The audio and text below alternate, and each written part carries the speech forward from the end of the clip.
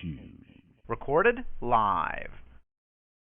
What's good, everybody? Welcome to another episode of the Müvment Boxing Podcast, where we bring you the latest and greatest news in boxing, unbiased, unfiltered, raw, and uncut.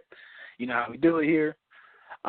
Pretty much we gonna go over pretty much all the topics in boxing from the last week and reviewing all the big fights, including Robert Easter from last week and Manny Pacquiao.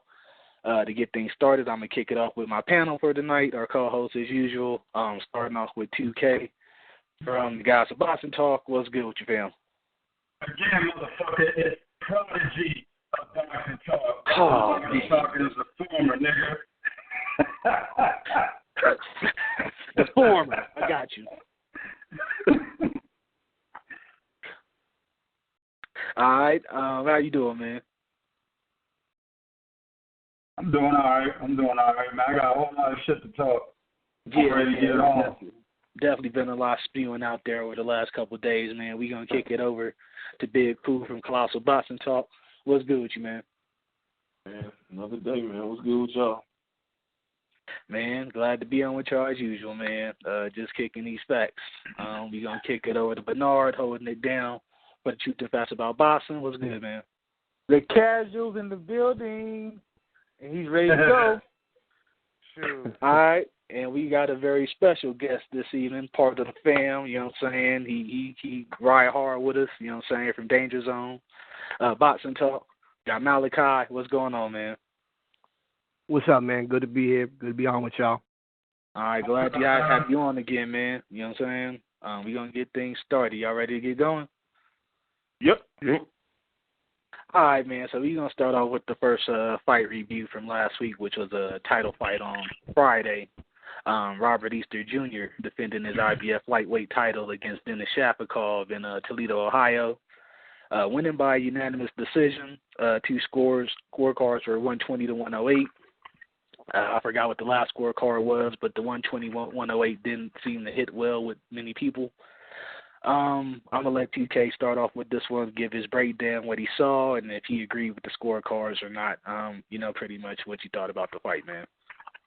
Man, okay, so he did exactly what I told y'all he should not do in the goddamn round table, you know what I'm saying? And he started off looking like he was getting ready to do exactly what he should have done, which was stand outside, use the jab, keep moving, basically jab to the body to keep, Denis Shafikov off balance and having to keep resetting. We thought he was going to do that. Started off looking like he was going to do that. But then he gave up his height and reach like he normally fucking does and started fighting on the inside, which gave Denis Shafikov an opportunity to win this fight. You know what I'm saying? You got a lot of motherfuckers out there that thought he actually did win this fight because Robert Easter Jr. gave up so many rounds doing that dumbass shit that Rancis Bartholomew did against him, doing the dumbass shit that Richard Comey did against him. You know what I'm saying? Dude, I don't understand. And maybe it's just Denis Shafikov. You know what I'm saying? I like to compare him to Ruslan Provodnikov. I always say he's a 135-pound version of Ruslan Provodnikov.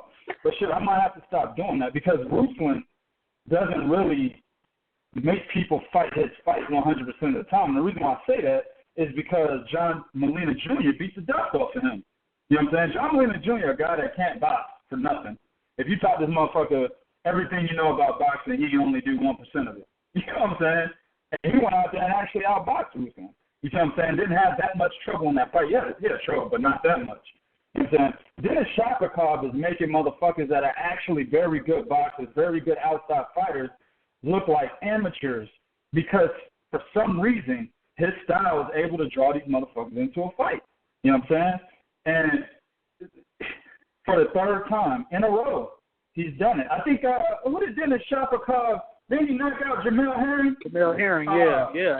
Another tall guy in the division, big guy for 135. So he seems to have no problem dealing with the height. Another tall guy that has a decent jab and who can fight from the outside. He made him fight his fight again. So this is 4 motherfuckers in a row. You know what I'm saying? And 2 of them at least are top-level fighters.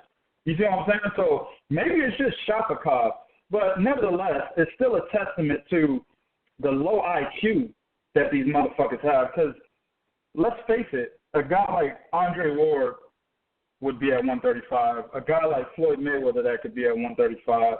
A guy like Guillermo Rigondeaux that could be at 135. These guys are smart enough to not allow a guy like Denis Shafikov to draw them into a fight.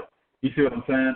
So maybe I'm doing too much by trying to compare the IQ of Robert Easter Jr., Richard Commey, Jamel Herring, and Rancis Barthélemy to those three guys, those three upper echelon guys in terms of IQ. Maybe I'm doing a little bit too much and I'm being unfair, but the fact of the matter is the game plan is simple. It's easier to draw up than it is to execute, obviously, right? If you have the height and reach advantage against Denis Shafikov, right, and in this case, Robert Easter had, a 6-inch height advantage, and I think it was like a fucking 8-inch reach advantage or something like that, or 7-inch reach advantage. If you have that big of an advantage, dog, and you are already a decent to good or very good outside fighter, then why are you not throwing the jab, moving laterally, turning Denis Shafikov? You got to turn into a judo master, which is what a lot of people are starting to call Guillermo Rigondeaux right now. But you got to turn into a judo master, meaning you have to use his aggression against him. You see what I'm saying? If he's going to keep coming forward, you turn that shit against him by staying on the outside and keeping a jab in his fucking face, keeping a jab in his chest, keeping a jab in his gut. Why are we not doing this for 12 fucking rounds against this guy? Why do these motherfuckers have to realize after getting hurt, after going 8 fucking rounds, oh shit, hold up, maybe I should start boxing the motherfucker. I mean, come on, man. But like I said, maybe it's just Shafikov. Now, onto the scorecards, man, bullshit. Straight up, 121 away is ridiculous. This fight, in my opinion, man, you could have gave it to Shafikov. You know what I'm saying? You could have gave it to Shafikov, and that's because Robert Easter Jr. gave up too many fucking rounds, allowing Shafikov to close the distance. You see what I'm saying? So I gave the fight to Robert Easter. I thought he won at 115, 113. But you could have easily given the fight to Denis Shafikov. So a lot of motherfuckers that are saying this is a robbery. While I don't think it's a robbery, I do understand why they said that, and that's because of the two ridiculous scorecards. All right. We're going to go ahead and pass it on to our other panelists on this one, man. Starting off with Bo, we're going to bring him on since he didn't get the intro. What's going on with you, man? And we're going to let you do your breakdown and what you thought about this fight as well, Denis Shafikov versus Robert Easter Jr. Hey, what's going on, fellas? What's going on, man? I actually did score it. I'm glad 2K said that because I scored a 115, 113 for Shafikov.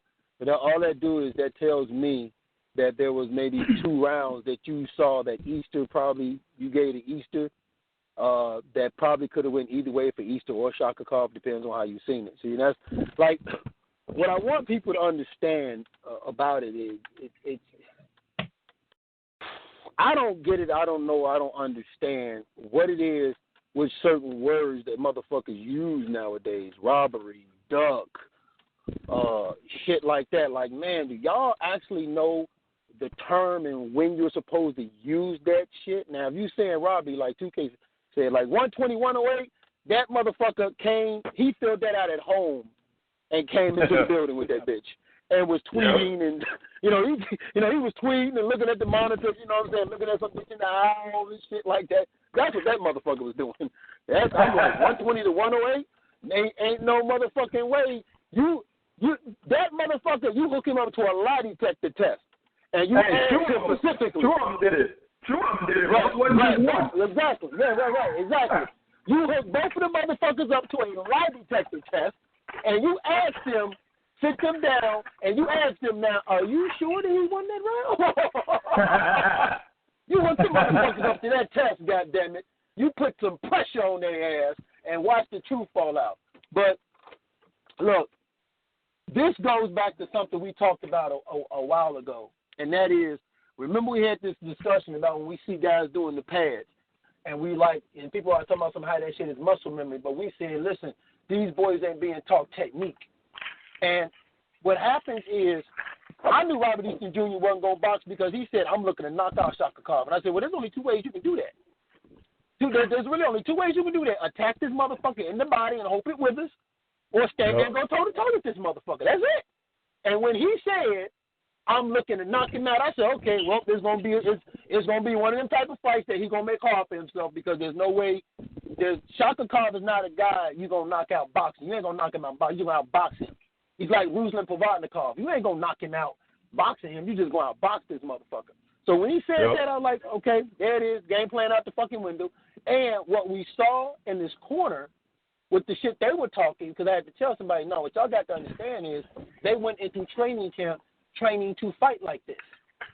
So when you go into training camp and you train, when you think about guys, like you was talking about guys with ring IQ, well, these guys with high ring IQ also have great trainers with ring IQ, Floyd, Guillermo Rodrigo, Andre Ward, because they say, oh, listen, we got 4 game plans.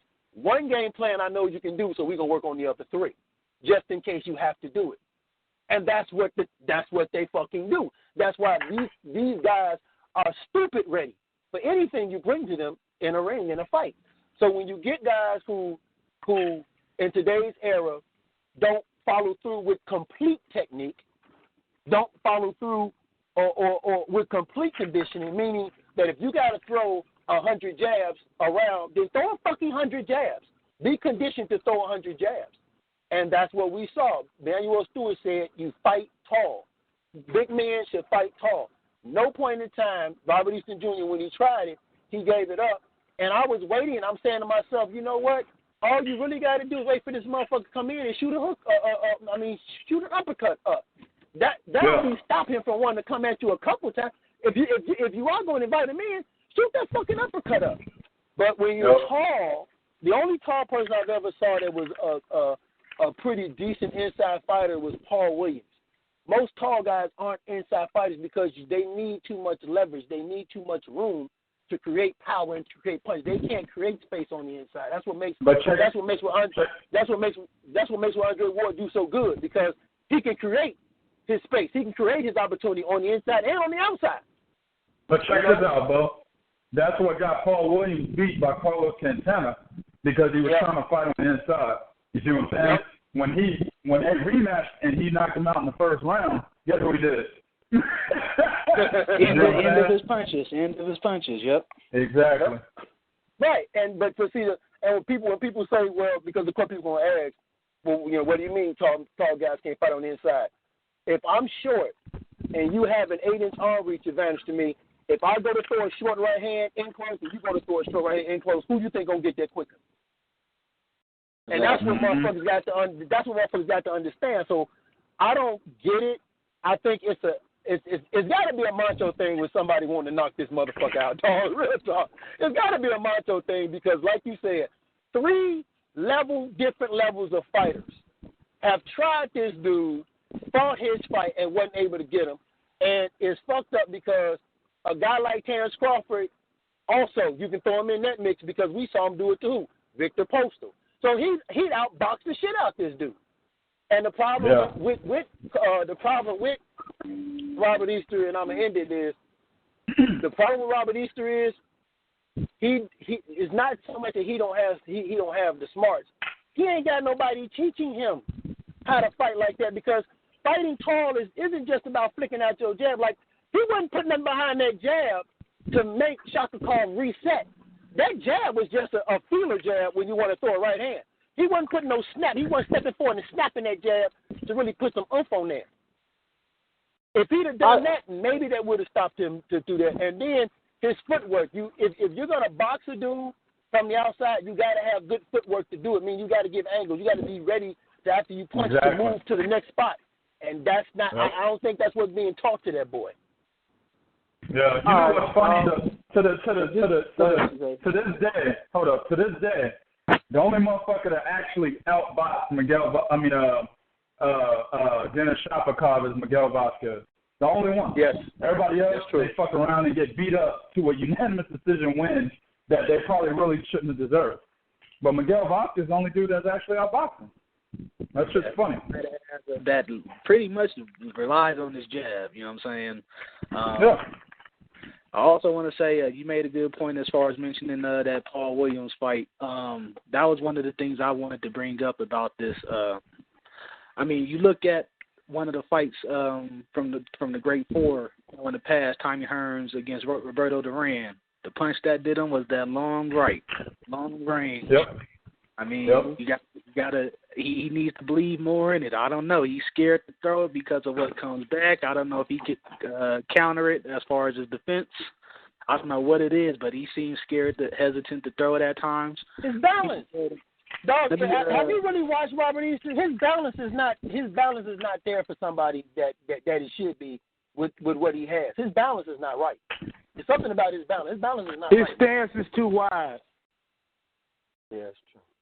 All right, let me pass it on to Big Kool. Let me get your thoughts on something, man. I guess Robert Easter is pretty adamant before the fight as far as wanting to go after the other champions in the division. After this performance, what are your chances? What do you think? How does he look against, the other fighters in this division as far as the champions go? You got Garcia, Flanagan. You know what I'm saying? How do you think he fares against those guys after a performance like this? Shafikov makes some of the better guys look bad, including Rances Bartholomew, the bigger guys at that. So, I mean, it's not an anomaly that this is happening. Shafikov makes everything tough for people. That's just his style. Let me get your take on that, man. That is true. He does make people, make it tough on people, but that's what discipline comes in. You know what I'm saying? You got to be disciplined and trust in, the game plan and your skills to stick to, the game plan and to use what, your physical advantages that you have, in the ring. And he just didn't do that, whether it's a tough fight or not. We always see the greats, like 2K was saying, adjust eventually. Yeah, you might have a tough go-around first couple of rounds, but, you do what, breads your butter. And he simply just, mentally weak or mentally distracted or whatever you want to call it, man. He's not all there mentally inside the ring. He can take a good punch, solid power, fast hands. He got everything physically that you want, but mentally it's just going to, hold him back from reaching that. And in terms of, how he fares against Mikey Garcia or Jorge Linares, I mean, he get his ass whooped. Simple as that. He get knocked out by Garcia, and he probably get outboxed by Linares.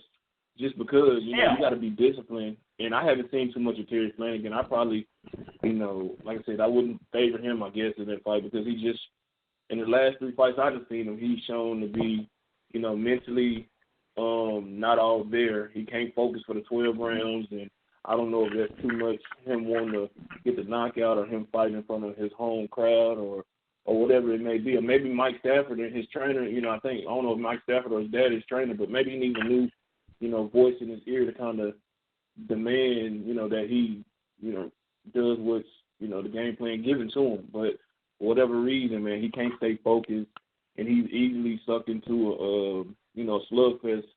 And as great as Paul Williams was, it finally caught up with him, even though he's a better technical fighter than Paul Williams. But when he ran up against, Carlos Catena, he got, outboxed, outfought, and then he ran up against Sergio Martinez and got knocked out. That's what's awaiting Robert Easter Jr. if he continues to, fall into these guys' traps. They're not even on his level. But, I mean, I don't think he fares well against Linares or Mikey Garcia for sure. Not after, Friday's performance. All right. You bring up a good point, Big Kool, and I'm going to actually let our guest for tonight, Malachi, take off and piggyback on this one, man, as far as the training. We kind of noticed this recently. Rashi, who is the good cat that freaking lost out of there? Rashi Warren, I'm guessing, right? Yeah. That's it. Okay. Rashi Warren, we seen him lose his title a couple months back. We seen Easter look somewhat not have the greatest performances his last couple outings. AB's been questioned. They all pretty much had the same training camp as far as being involved with Mike Stafford and the Headhunters somewhat. You know what I'm saying? I think Easter actually is trained by his father still too. But he does have Stafford in his corner as well. Do you think it's a thing to where it's time for training? Because it seems to be something going on within that camp. Even the guy on the undercard, like he got away with a sketchy decision, that everybody thought was a gift. Is there something going on with that camp? Do these guys need changes, including Easter? Let me get your take on that, man. That's a good question. I think sometimes trainers get caught up in their own thing, and they don't take each and every individual fighter in their camp and you look at their specialties, look at what he's not doing right, and sometimes you got to mix things up, man. Going back to Big Kool was talking about with the other champions, I wouldn't give Easter a chance against Leonardo or Garcia at all. Flanagan, I've seen him a bit. I would still favor him over Flanagan. If Flanagan fights Vasyl, I got Vasyl winning that. I still would probably favor Easter in that fight, but he's got to learn how to keep boys on the outside because, like everyone has already stated, he's not a great inside fighter. Paul Williams gave away his height a lot too. Absolutely. I think we talked about this with Naoa. Naoa is a special fighter when he fights on the outside, but when he just has these lulls where he just puts the other guy in the fight by standing in front of him, and I see that with a lot of guys. And I don't know if that if it's that machismo thing where I can stand here and fight with you, but you ain't got to do that. And Easter has all the physical tools to be a really special fighter if him and his camp would focus on those tools and teaching him how to he gets hit too much too. He's got to get some better defense, man. So I don't know, man. I'm not in the camp. I can't speak on what everything they're teaching them in there or how they're handling their camp professionally. So, but once you start seeing a lot of the guys come out of the camp and they're not looking right, you got to start to question that. So, I mean, that's just my opinion. Okay, and I'll go ahead and pass it on to Bernard, man. You got anything you want to add on, man? Because I definitely think, it like you were saying, Malachi, like Robert Easter, the intent, you can't teach that height. That those are things you can't teach in that weight class. So I'm like, it's kind of a shame that he's not, they're not training him out of his bad habits, that like he could be something really, really special. 135, 140 with that kind of that reach and everything, it could carry up to 140 with him, even 147 that height. He's taller than the guys at 147 right now. Yep. So, sometimes it's the fighter too, though. Sometimes it's just the fighter. The trainer could be telling him everything he should do, everything he should hear, but it's on the fighter. Does he go out there and do it? Like I've seen trainers tell the fighter in the corner everything right, and then the fighter goes out there and he doesn't do it. So then it's on him. And that's exactly why I said it's probably an IQ thing. That's exactly why I said that, because I can't fathom Robert Easter Sr. not telling his son, or at least not training his son how to box from the outside as a top priority. I can't fathom that, knowing that he's got that kind of a height and reach advantage over all the guys at 135. It's ridiculous. So I really believe it's an IQ thing. Don't matter who you put in this nigga's corner, he just got that mentality that he wants to be that alpha male in the ring, when in fact he has the gift, the natural gift, to not have to be that way in this fight. So, I really believe it's an IQ thing. Look at the first two. Go ahead, Big Kool. I was just saying he's gonna get knocked out and be forced to change. Then if that's what he want to, if he want to experience a knockout, keep fighting the way he fights. Look at the first 2 rounds of that fight. I think that was an excellent game plan. He was moving. His jab was strong at the time. Yep. And from there, I have no idea what happened. Exactly. I don't know if it was a stamina thing or what. I just can't tell. But like you said, a lot of it has to do with being a mental thing. That's intelligence in the ring. That and that's something he has to fix. There's only so many things a trainer can do for you, because you came out with the right game plan, and for you to abandon it, that's pretty much an individual thing. Like you were saying. All right, so we can go into our other title fight of the weekend. A lot of controversy behind this one. People screaming highway robbery and all that. We had Manny Pacquiao going to Brisbane, Australia. Future Hall of Famer going to Brisbane, Australia to defend against the challenger in Jeff Horn, and lost by UD. We had T115 to 1. We had T115, 113 scorecards in favor of Horn, and we had another one that was 117 to 111. As usual, we're gonna start off with 2K and let him do his breakdown of this fight and analysis, man. Yeah, it was true, definitely true. What the fuck am I supposed to analyze? This is the deal right here, bro. This is the deal right here. First of all, Manny Pacquiao looked like he was about 72 years old, man. You know, and Jeff Horn just straight up bullied the fuck out of him. That's the analysis right there. For like the first 7 fucking rounds, literally. You know what I'm saying? And I didn't give Horn 7 straight rounds, of course, but I had to fight a draw at the end of the day. But for like the first 7 rounds though, Horn was bullying the shit out of Manny Pacquiao. See, this is what I try to tell niggas to watch, and this is why this is the reasoning for why I say Daniel Jacobs beat Gennady Golovkin. When you're watching a fight, right? There's a fighter that everyone pretty much knows, right? Even the average boxing fan can tell you what that fighter does in the ring, right? An average boxing fan can tell you, hey, this is that guy's positives, these are this guy's negatives in the ring, right?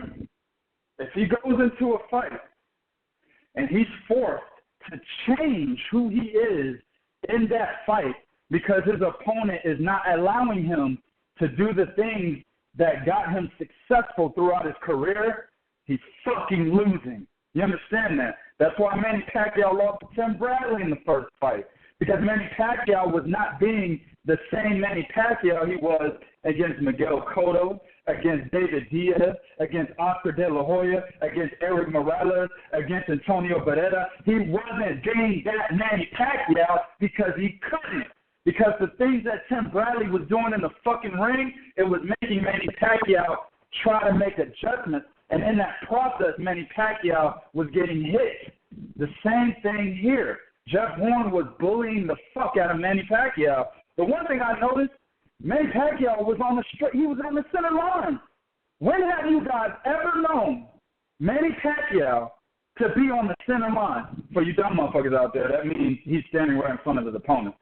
When have y'all ever known Manny Pacquiao to stand directly in front of his opponent for that long in a fight?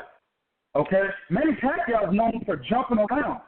Yeah. Bouncing in, bouncing out, bouncing to the side, bouncing to the left, bouncing to the right, giving you fucking angles. One of my best punches I like Manny Pacquiao. He dips to the right, and he'll come over the top with that straight left hand. Doesn't look like it's powerful, but it hurts the fuck out of Tim Bradley and a whole lot of other motherfuckers, right? It's because they don't see that left hand coming because he bounces to the right and dips before he throws that motherfucker.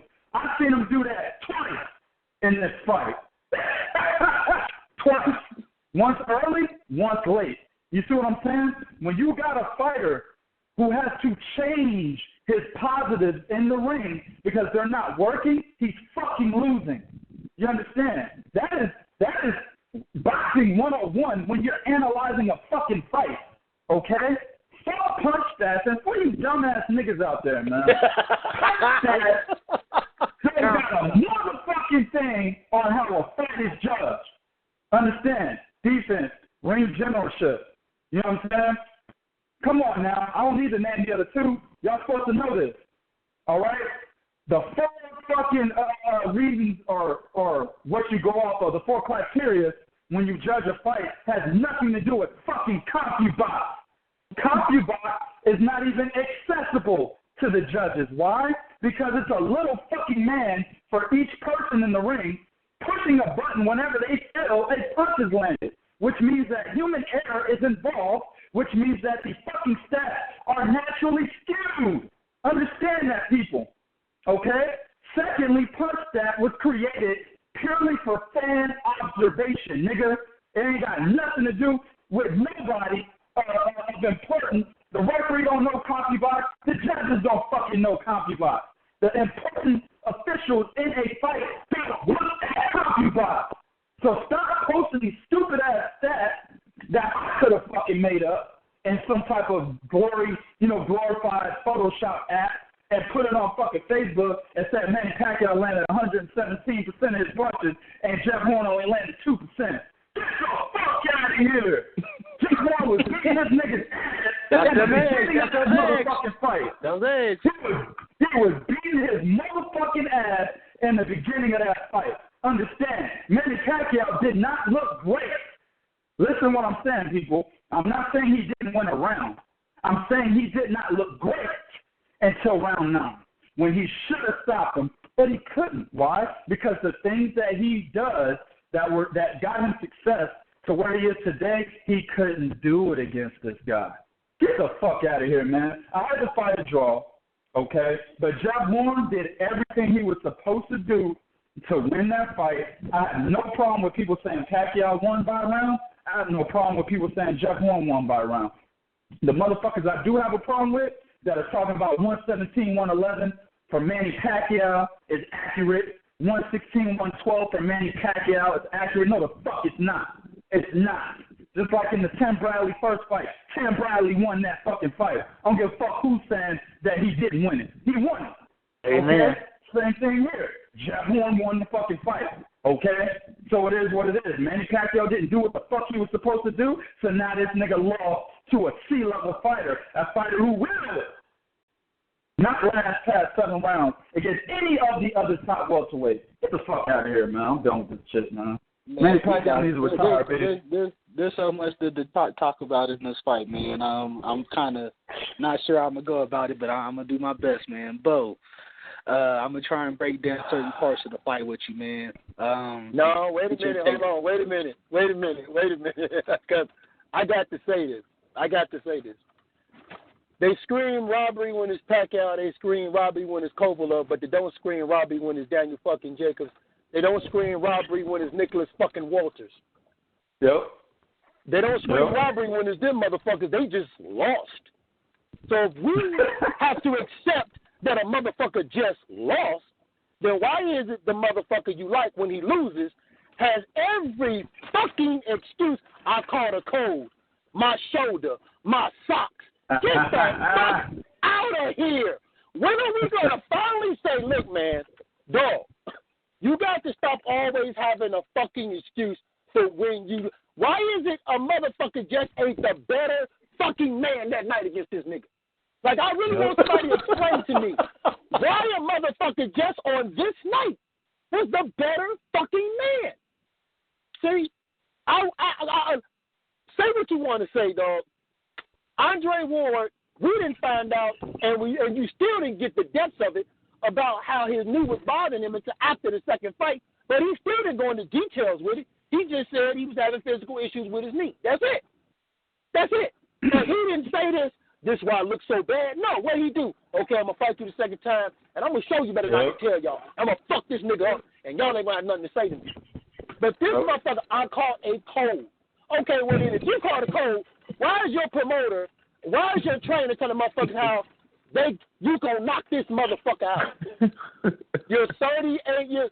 2K said something, and I was hoping he said, but he missed it. When have y'all ever seen Manny Pacquiao on purpose go up against the fucking ropes and stand there? When have you ever seen Manny Pacquiao do that shit? When y'all ever seen Manny Pacquiao on his own go up against the ropes and get up underneath there? This is what happened. He finally, ladies and gentlemen, fought a legitimate heavy 147-pounder that comes down to 147, not up. A dude that was like, I don't give a fuck who you are. I respect what you did. But I don't feel who the fuck you are. Okay? So I'm in here to win. I can't outbox you, so I know what I have to do to beat you, and that is fuck you up. Jeff Horn even was leaning on Manny. Like every time Manny Pacquiao, he would lean on his neck. And I told somebody, I said, dog, that shit saps energy out of you when a cat is leaning on your neck like that. That takes that what it does is stiffens up your neck, which allows your back and your spine not to move as good. And we saw it happening. And then Manny Pacquiao finally did it. He showed us his age. In the 9th round, Manny Pacquiao normally would get motherfuckers out. He couldn't do it. And this is where the difference was. When the referee told Horn, you don't show me something this next round, dog, I'm calling it. And Manny Pacquiao, we used to saw when it came out that 10th in a blaze. He didn't. And when he didn't, Jeff Horn felt like, oh, I got this motherfucker now.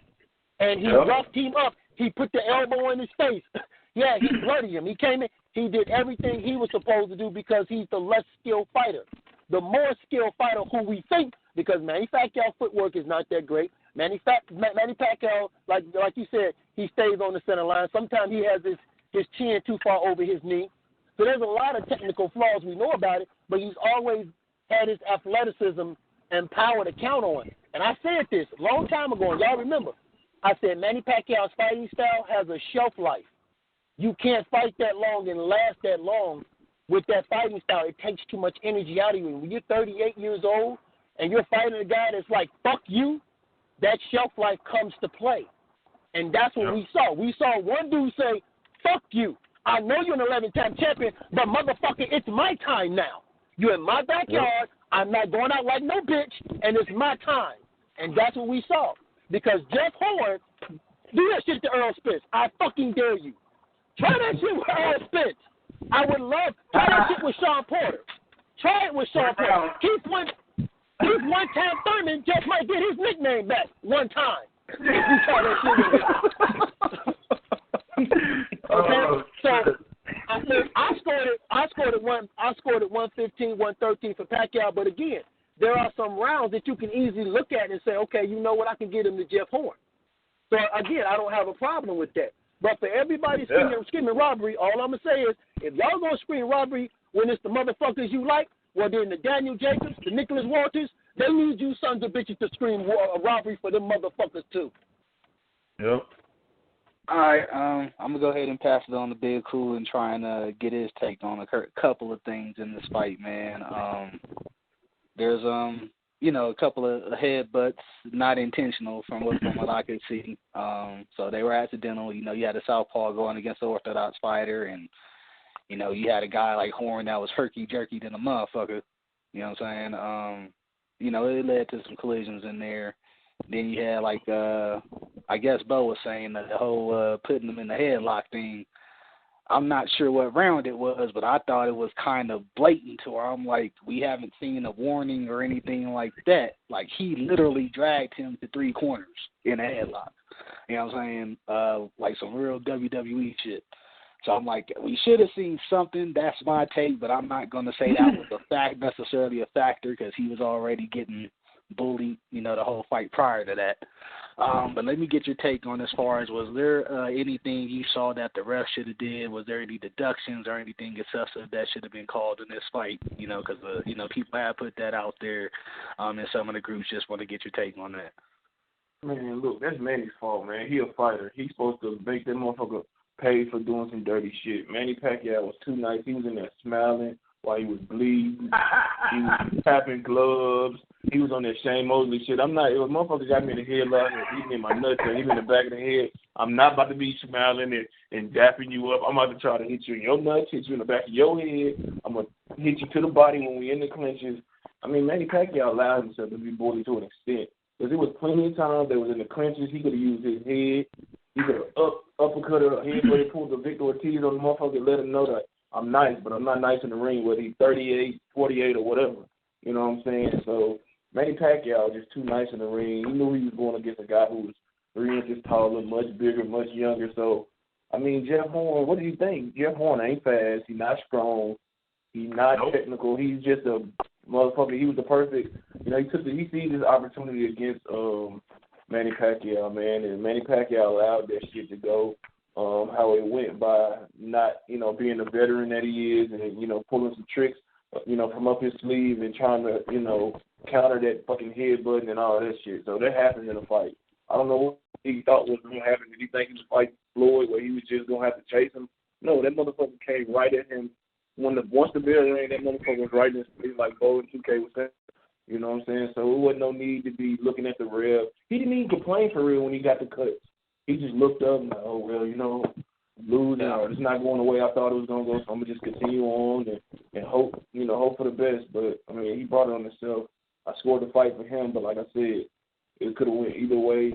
He 38 or not, he still should have been in that situation where the fight should have been that close because Jeff Horn is not good at all. 38, no, it's not. Simple as that, man. I mean, he let himself lose that belt, man, and another thing. He shouldn't agree to take the fight in Australia anyway. But that's another subject. You know what I'm saying? So go ahead and speak on it, man. No, we got a lot of shit to go in on this one. Yeah, I'm gonna talk about the rest of it in my phone. Okay, man. for sure. Yeah. Okay, I got you. Sure. All right. So let me go ahead and pass it on to Malachi. I want to get your take, man. You're a Pac-Man fan, and you know what I'm saying. I mean, of course, he's 38, close to 70 fight career, and, you know, at a high-paced style, you know, where he was high output. And we've seen that taper off in his last couple fights, especially in a fight like Saturday where, you know, the old Manny that had that high output, come 10th round, Horn would have been on his ass and done. Is it time for him to hang him up, or do we need to see him get another go with this one, man? I had a real fast. I had a 115, 113 Pacquiao. I agree with everybody calling it a robbery. Totally disregards everything that Horn did. I made a video about this. I'm gonna say it again. When you're the bigger man, you're supposed to go in there and fucking bully the dude. I touched on same thing Bo did. Because people complaining, you know, the casuals or the people that only watch one fight a year and they want to come with their opinion about him leaning on him and stuff. And I explained to him the same thing. He's fucking sapping his energy. He's taking the energy from him. He's fucking with his head. Not only is he, fucking my man set up against the ropes and was letting this dude beat him on the body, throwing uppercuts, splitting his guard. I was like, this is not Manny Pacquiao. And even when Manny Pacquiao did have the moments when he was on the ball of his feet bouncing, he wasn't the same. I was like, his athleticism's gone. And his speed and athleticism were, in my opinion, his two greatest assets because they made up for everything that he wasn't fundamentally. And when those start to deteriorate and you're not a fundamentally sound fighter to begin with, it's time to go away, or you're going to end up like my man Roy Jones. All respect to him, loved him as a fighter, but why is Roy's getting knocked out now, man? Getting knocked out by dudes he would have washed when he had everything that was in his repertoire at the elite level. Manny is not elite anymore. His speed's not even the same. His timing was off. I was like, man, way off. He missing punches that he usually connects with. Still, I don't want to take no credit from Jeff Horn, man. When they told him in the 9th round, and that's another thing, man. Hold on. I see so many motherfuckers, well, how do you win a fight when the ref had to go over? That's one round, motherfucker. It's one round. We don't judge the fucking entire fight off of one fucking round, man. It's round by round. Punch stats. Fuck punch stats, dude. I could land 30 punches in one round. That don't fucking mean that I won the fucking fight, bro. You know what I mean? It does not mean that. You got to judge it round by round. You got to know what you're watching. You got to understand how to judge. So, like I said before, I would call it a robbery. I always consider, okay, I scored at 115, 113. They scored at 115, 113 the other way. That means we only saw 2 rounds different. So I want to go, in order not to be fucking biased, I want to go see, okay, what rounds did we see different? Now I'm going to go back and look at these fucking rounds and see maybe they saw something I didn't because they're sitting at fucking ringside. I'm not. Then I got this cat, Teddy Atlas, and I respect the shit out of Teddy Atlas. But the whole time, this dude's spewing nothing but, I'm like, man, I'm a huge Pac-Man fan. What are you watching, bro? What are you fucking watching? And the only one that was trying to keep it real was Timothy Bradley, and they kept hushing him up. And then they bullied him. They fucking bullied this man into fucking saying fucking it was a robbery. When I know that in his heart he didn't think that was a robbery. Like he might have thought Pac-Man won, but he didn't. I don't.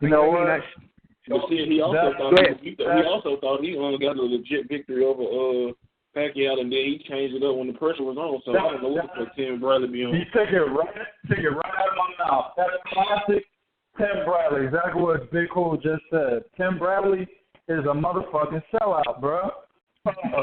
He is too company man. He is exactly. He is too. No, he was a company man. This is different. Tim Bradley is the definition of the fucking company man, dog. Like, you could tell this nigga, hey, bro, shut the fuck up. It means this. He gonna be like, okay, boss. That's fucking Tim Bradley. He should have, you know what I'm saying? Stephen A's ass, man. Because Stephen A was disrespecting. Let me say. He was fucking disrespecting. He should have gotten Stephen A's ass, man. He should have fucking told Stephen A exactly how much of a fucking casual you are, son. You don't know nothing about boxing. You know don't know what? shit That's unless they hand talk. you a piece of paper. I would have smacked the fuck out of That's real talk. You see, Al Bernstein had to go on record and do that shit for him. Yeah, you know. Damn thing is him didn't speak up for it. But he's a company man, though. That's why he's still top ranking and getting the fight he deserves. 2K said this a while back, and I will never forget it. He said Tim Bradley at 140 didn't give a fuck about nobody. When he first fought Manny Pacquiao, he didn't give a fuck about it. Then he started listening to the people. He started listening to Bob. He started wanting to be everybody's friend. And when you do that, you give up your nuts and you give up your heart. And that's what I think when his wife starts controlling the money. You let Stephen A. Smith fucking punk you? Are you kidding me? Stephen A. Nigga right now. Yeah, he should have slaughtered Stephen A. Smith, man. He should have slaughtered him, man. I think you can see he wanted it, man. You could see he wanted to. I mean, like, you could see it on his face. You see him wanted to come out his mouth. Like I said, ESPN turned in HBO for the night. Like, it really did as far as the analysis. Man, look, man, they don't know how to act, man. They got quality fights on shit again. ESPN was 10 times worse than HBO, man, because I didn't watch the ESPN broadcast. As y'all know, I don't never watch the American broadcast if I have access to Box Nation. That's what the fuck I'm going to watch almost every single time. So I'm watching Box Nation. You know, Box Nation had the fight score 115-113 for Jeff Horn. You know what I'm saying? And, you know, they were pretty much understanding what they were seeing while they were watching the fight. They're sitting there saying pretty much everything Malachi just said, everything I said, and what Bro said. You know, hey, this motherfucker, you know what I'm saying? He's not the same Manny Pacquiao. And hey, did you catch critiquing the American analysts at the same time, like during the show? That's what I was about to get into. Yeah. They talked. It's actually Steve Bunt. I didn't hear the commentators say that. They might have, but Steve Bunt after the fight, he was talking about how the Americans don't know what the fuck they talking about. Yeah. And I was like, you know, that shit was comedy. Even being an American, I was like, oh yeah, they don't know what the fuck they talking about. They don't know shit about boxing, Stevie. What up? You know what I'm saying? I mean, it's the truth because of the propaganda that they push on network television. Fam, like, I went back and switched it to another stream, an ESPN stream, a good hour after this is an hour after the fight. They were still talking about it. And I heard some of the most disgusting shit in my life, dog. One of the biggest things, and I'm going to do a video later on talking about ESPN and the excuses that a lot of fans are giving Manny Pacquiao. But one of the biggest things that I heard that was ridiculous was Stephen A. Smith said, this is a bad win for boxing because the guys or the people who are just coming into the sport and they're watching the sport for the first time, and they just so happen to catch Manny Pacquiao versus Jeff Horn on ESPN, they are being led to believe that boxing is a corrupt sport because of something like this. And I'm hearing them say that. I'm like, no, nigga, a motherfucker that just comes into boxing that doesn't know what they're looking at, this is two things is going to happen. One, they're going to go, I got the Filipino guy won. I might have to take a look at that again. I might have to get somebody else's opinion. Or two, they're going to go, hey, I thought the Filipino won, but hey, shit, they gave it to the white boy. It must have been something I didn't see. That's what's up. Let's watch another fight. That's how they're going to act when they just get into the sport. They're not going to be like motherfuckers that are already watching boxing and have a bias towards a fucking fighter and be like, that was a robbery. They don't even know what a robbery is until the fucking mainstream media starts pushing that robbery fucking agenda. That's when they find out what a fucking robbery is. And more than not, 9 times out of 10, it's not a fucking robbery. It's just straight up, plain old, agenda-driven bias by mainstream media. And this motherfucker has the nerve to say. Now, I was a big UFC fan, big UFC fan, right? I like boxing more than UFC all the time, no matter what. But I used to always watch UFC too, right? Until I saw nothing but robberies. It was ridiculous. This nigga Stephen A. said, this is a bad time for boxing because, especially when we have a rival sport like MMA who never gives us robbery. I wanted to jump through the television and knock this nigga the fuck out. Hey, if that was Dana White, Dana White would have went straight at Stephen A. Smith. Now, I don't know that, Bob Arum, he ain't said nothing. He came out and said he agreed with the scorecards. He didn't agree with him. Thought Pacquiao won. If that was fucking Dana White would get in motherfucking Stephen A.'s ass, man. You know what I mean? If he was making that, talking, it was the other way around. That's just the difference in the promoters there. But Stephen A. was just talking about himself, though. When you got fans, like I'm a fan of this kid, man. You know what I mean? It's rare for me to say I'm a fan of a fighter. I'm a fan of this kid. But when you got guys like me and Alexis Rubio, I don't know if y'all know him. He's a fucking top-ranked fanboy. I don't want to say a fanboy because I don't want to disrespect him. He's a good dude sometimes, man. But, you know what I mean? He has strong opinions. He sucks the dick off that goddamn Bob Arum. Stop that bullshit dick. He sucks Bob Arum's fucking dick. Come on, man. Call that motherfucker. I like you to know, man. I like you to know. But, wait a minute. When we're telling you it wasn't a robbery and everyone else is screaming it, you got to stop and think, man. Hold on. The two dudes that are like, vocal fans of this kid are telling you it's not a robbery. Nah. You might need to stop and think about what you're thinking. I get exactly what you're saying, Malachi, and you're correct. But let's just be logical about the situation, right? See, a lot of motherfuckers talking about it's a robbery because Bob Arum and even my nigga B. Wankin, aka the Casual, you know what I'm saying? He said this. Bob Arum pretty much had this fight fixed because prior he was saying that Jeff Horn is going to be the new star of boxing. That's fine and dandy, right? If that is actually what happened, cool. But you got to look at what actually happened in the ring.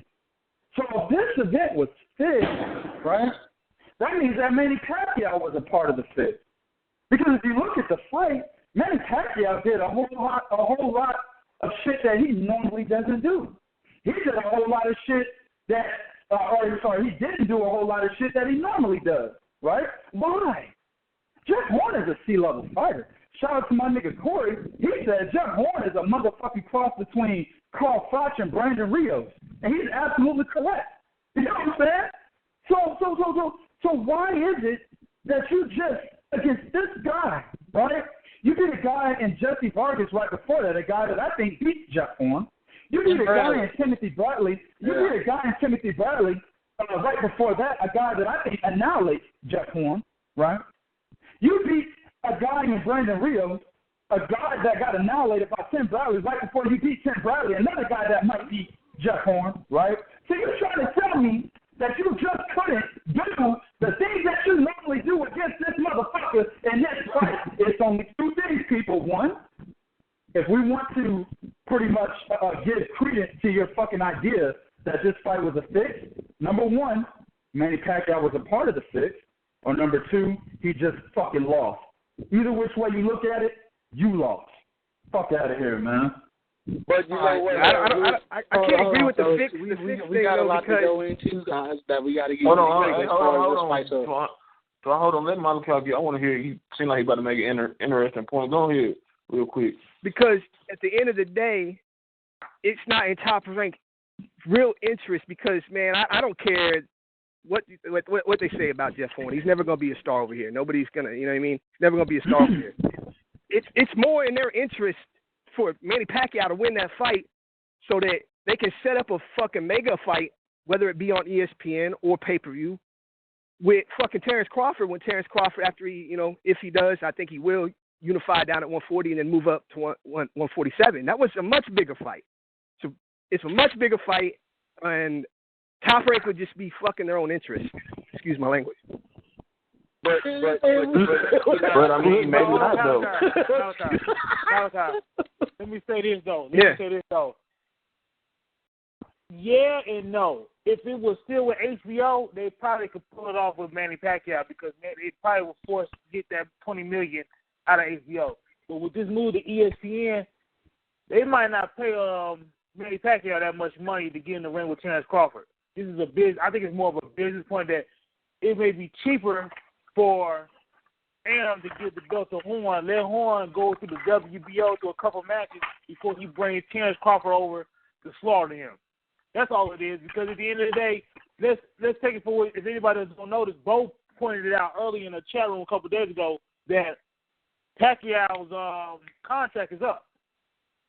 It's about to expire soon. So we're top ranked. So a reporter from the Field Star asked Pacquiao before he got on the plane, do you think that the Dupree decision had anything to do with the soon expired contract with Bob Aaron's top rank? Pacquiao said, let's not think about that. And then Pacquiao's also now saying that he feels that the referee screwed him over, so he's kind of feeling some type of way about this. Trust and believe, Aaron is already making his plans to either A, put Pacquiao to the slaughter, or even if not, throw him again against Jeff Horn one time in Bob Arum is disciplining you when you try to step outside the ranks. When Nicholas Walters asked for more money, he smacked his hand, set him down. When Timothy Bradley asked for more money, he gave him a draw. When Pacquiao thought he was going to fight, when he tried to go outside and fight Amir Khan over there and get all that money, he said, no, motherfucker, that's not happening. Bob Arum will smack your hand and be there. And to Malachi's point, now, you are right. You are right, okay? I don't give a fuck and I'll say it. Yeah, Alexis sucks this motherfucker's dick. But he has said that, he didn't see no robbery. And when you hear hardcore fans say they didn't see no robbery, when you hear Bob Arum himself, who was vocal when Tim Bradley beat Pacquiao, say, oh, no, this was not a robbery, I can see, that tells me everything I fucking want to know. Jeff Horn can have a couple of title defenses over in Australia because now he is Australia's star. That's a whole different revenue stream of money now. Then you can bring Crawford over there. Yeah. Right. You can make a big fight in Australia, 51,000. It will make a lot of fucking money. And you know what? To further his point, if y'all watch my video prior to the Pacquiao Horn fight, I read off the top 15 guys in the WBO, and it's Jeff Horn is the fucking champion. There's a lot of niggas that y'all niggas ain't never heard of that he could fight over there in Australia and have a couple title defenses. You see what I'm saying? So it's all there. It's all there for Bob Arum to make some serious money off Jeff Horn. All I want niggas to understand is this. All top rank guys. Hold on, because I want to hear what you got to say. But hold on. All I want niggas to understand is this. If this fight was fixed, Manny Pacquiao was a part of the fix. That's all niggas need to know. So they need to stop and think and be like, well, hold on. Because my whole argument is why I think Manny Pacquiao won, right? This shit was fixed. Manny Pacquiao won this shit. This is my support. This was to support my argument. Well, then you got to go back and ask yourself, well, why am I trying to make an argument for a guy that's a part of a fix? You see what I'm saying? That's what I want motherfuckers to see. You see what I'm saying? So if it's a fix, Manny Pacquiao was a part of it. Go ahead, Twan. I mean, Bob got something over this motherfucker's head or something, because, I mean, this is the one fighter that has stuck by Bob's side. You know what I'm saying? You look at Bradley Coon has too. You look at the history of the Cottos, the Mayweathers, the De La Hoyas that have all ditched his ass around for the fences. Pacquiao just stuck with him and been his most profitable at that. So I'm like, he got something over this motherfucker's head, man, for this shit to keep happening. I mean, I wanted to get a take from you guys, a consensus on this, because this ninth round, I want to get you guys consensus on the 10-8 thing, man. Is it only if a guy goes down, or is it at a discretion? I mean, that's what I want to get you guys to take a consensus. How do you guys feel about that? The 10-8. You gotta really need to go down. You gotta really beat the shit to the point where the fight is getting ready to be stopped, and the guy has not returned any fire in that round. That's when it's a 10-8 and the motherfucker didn't go down. If the guy is returning fire and he's actually landing punches as well, he may have been hurt. You know what I'm saying? He might have gotten hit with more shots that hurt him than he actually delivered. But if he's actually returning fire and hitting his opponent, that's not a 10-8 round, bro. I've seen 10-8 rounds, niggas just getting pummelized and shit, and they're not returning fire. They're doing more retreating than anything else and trying to survive. That's a 10-8 round. Jeff Horn still landed punches in round 9. It's not like the nigga was 0 for like 20 in punches. No, the nigga landed punches. You know what I'm saying? He actually caught Pacquiao a few times in that round. All right? That's not a fucking 10-8 round. Nowhere near. Nowhere near.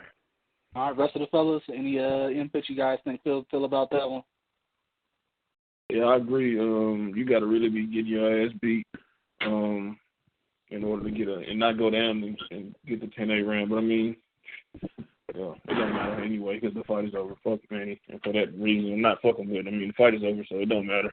We can break it down different angles. I mean, I got a couple more things I want to get into, just 2 more, and then we're going to go on to the next topic, man. 2K brought up some interesting things about the WBO rankings. Looking at them right now, it's all in-house shit set to go down, so no matter how you look at it, the belt is going to end up with top rank. Yep. What do you guys see? I mean, Freddie Roach said he was going to have a sit-down with Manny Pacquiao and pretty much let him know that he thinks the senator thing is interfering with training and he needs to choose one or the other, which I don't think is really the case because Manny still could have won this fight, really. Should have won. Yeah. So, I mean, he can actually take a rematch and win his belt back. With that said, do you see that happening, or do you see Top Rank going the other route, such as going with a Vargas or a Tim Bradley, to try and set up the handoff to Terence Crawford, because that eventually is essentially what's going to happen, the handoff to Terence Crawford. So I think on how that's going to happen, how that's going to go down. I think he's going to be Horn Pacquiao too. Pacquiao already said he's going to, go for the rematch. He wanted to be in the Philippines, which not going to happen. But I think, he's going to fight him again. He may win. He may not. Depends on Manny Pacquiao, I guess. I don't know. But Bernard, let me get your take on that one as well. First, let me say this. Malachi dropped. He's back on now. He had dropped off. Okay. Let me put it like this. It could be, with this situation, it could backfire. When I mean backfire, in terms of, if, say for instance, Jesse Vargas and Timothy Bradley actually beat Jeff Horn, I'm not saying by knockout, by decision. Either way, it still could lead up that you're setting Jeff Horn up in the way to fail, because I don't even see him beating them two. You know what I'm saying? Yeah. He'll win if he win, it'll be by decision, and we'll probably be on this podcast talk about, hey, yo, that was a bullshit-ass score. Because of what Aaron was trying to push. You posted a video today, or if not 2 videos of Aaron, but 1 video on how Aaron said he speaks English, or Jeff Horn speaks English, he's clean-cut, this and that. Jeff Horn he's going to try to make Jeff Horn the great white hope before he gets slaughtered by Terence Crawford. Plain and simple. I mean, because, I think Bernard's actually been on to some weird shit lately, man. Not with this fight, but with other fights. I don't know what the hell his hashtag is, but it's pissing me off. No analysis needed, but he's starting to get away with this shit too many goddamn times. I'm actually like, fuck, I gotta really start paying attention to this shit now and giving it credence, because this nigga didn't actually call this shit twice. You know what I'm saying? So, I mean, you know what? Once you watch a certain person over and over again, it's just like either somebody that's a constant bullshit. You could sense the shit coming. It's just that you have that discernment. Once you watch their ways, how many times have we seen? Bo even pointed out, how many times have we seen Aaron with 3 guys out there to fight? With this fight against Pacquiao, it was Spence, Horn, Crawford. Was that the 3 names he threw out there? And we all knew damn well he wasn't going to go put Spence in there against Pacquiao. We knew Crawford wasn't going to go in there. So it was Jeff Horn. Come on, man. After a period of time, you got to be you start seeing it, and you be able to call it. And you know, with the whole way of Aaron disciplines fighters, I'm kind of thinking Manny might have backed out on the Crawford thing. Like, that was something Bob wanted to pull the trigger on immediately. I mean, that's what I'm thinking, but, I mean, we'll have to see how it plays out. He asked for that $20 million. That's when he was like, oh, no. And then when he went to the Mir Khan thing, trying to get more money, that's where he fucked up. So, yeah. But you know, we're going to go to our next topic from here, man. I mean, we done gave this shit a lot of time just because of all the damn bullshit that's been said about the controversy involved when it's not really that controversial at all. Anytime you get a 115, 113 score, I mean, it could really be that back and forth. So there's nothing robbery about this fight, man. So let's go ahead and kick it into our next one. We finally have the official ruling from the IBF that they were not going to make Julius Indongo drop one of his belts to fight Terence Crawford. So this fight is now actually going to be for the first undisputed crown in, 10 years? Let me get 2K's back up on this one because he's actually been talking about this recently. But, yeah, we do have this going on as far as the official announcement. It's going to be August 5th on ESPN with this new deal they've announced. August 19th. 19th, okay. That's Lomachenko's. That's on the 5th, okay. Yeah, that's the bullshit fight, August 5th. Go ahead. We gonna get in that in another minute, man. But let me get you guys' thoughts on this. The importance of this fight. I mean, the magnitude is going to be on ESPN for undisputed. I mean, for the first time in I don't know how many years. You know what I'm saying? Yeah. So, well, I'll fill you in. Shit, the last time we've had an undisputed champion, a lot of niggas. I want to get this out there because a lot of cats that I respect are getting it wrong, and they keep regurgitating the same information. The last undisputed champion, the last documented undisputed champion was O'Neal Bell at cruiserweight in 2006 when he beat John Müvment, and he captured the IBF, the WBC, and the WBA. It wasn't until 2007 when the WBO became a requirement in order to become an undisputed champion. So in 2006, you only needed to hold 3 of the 4 major sanctioning bodies to be named undisputed, and O'Neal Bell did that. Now, he was supposed to fight Vasyl. I can't even pronounce his first name, but he was supposed to fight Vasyl. He was the mandatory, and of course it's the fucking IBF. He was the mandatory. IBF said, no, you're going to have to fight that nigga instead of give Müvment a rematch. O'Neal Bell said no, so the IBF stripped him in March of 2006. Well, at that same time, Jermaine Taylor was still the undisputed champion at middleweight all the way until December of 2006. So that's why a lot of niggas get the misconception that the last undisputed champion was Jermaine Taylor, but it really wasn't. It was O'Neal Bell. Okay? So that's the last in men's boxing. But at junior welterweight, the last motherfucker to do it was Costa Zoo in 2001 when he made Zab Judah do the fucking chicken dance. You know what I'm saying? And again, he had only 3 of the 4 major sanctioning bodies. He didn't hold all 4. So we're talking in the sport, 11 years, and we're talking at 140, 16 fucking years since we've had an undisputed. So, I mean, this is a monumental fight for the sport of boxing. And a lot of niggas don't understand what it means to be undisputed. I talked to one cat, shout out to my man, Andre, a real cool dude. He had said, he asked me a good question. He said, so being undisputed, is that just for legacy, or do you get endorsements? What does that do for you? And I told him, I said, now, being an undisputed champion puts you on a list of a short list of fighters who have been named the true champion in a division. There is a lineal champion, right? We all know what that is, all right? Mm-hmm. But a true champion, the guy that truly cleaned out his division, is the undisputed champion. So you can say that since 2006, nobody has really truly cleaned out a division or really truly can say, hey, I was the only fucking champion in my division. Nobody's done it since 2006. You know what I'm saying? So, and then, of course, the endorsements and shit, just depending on how popular a fighter you are, that can come. But the main thing is legacy, man. It puts you in the history book forever, something that nobody can take away from you. A lot of niggas don't even know who O'Neal Bell is, right? But if you can research Undisputed Champions, and you'll see that man's name sitting there.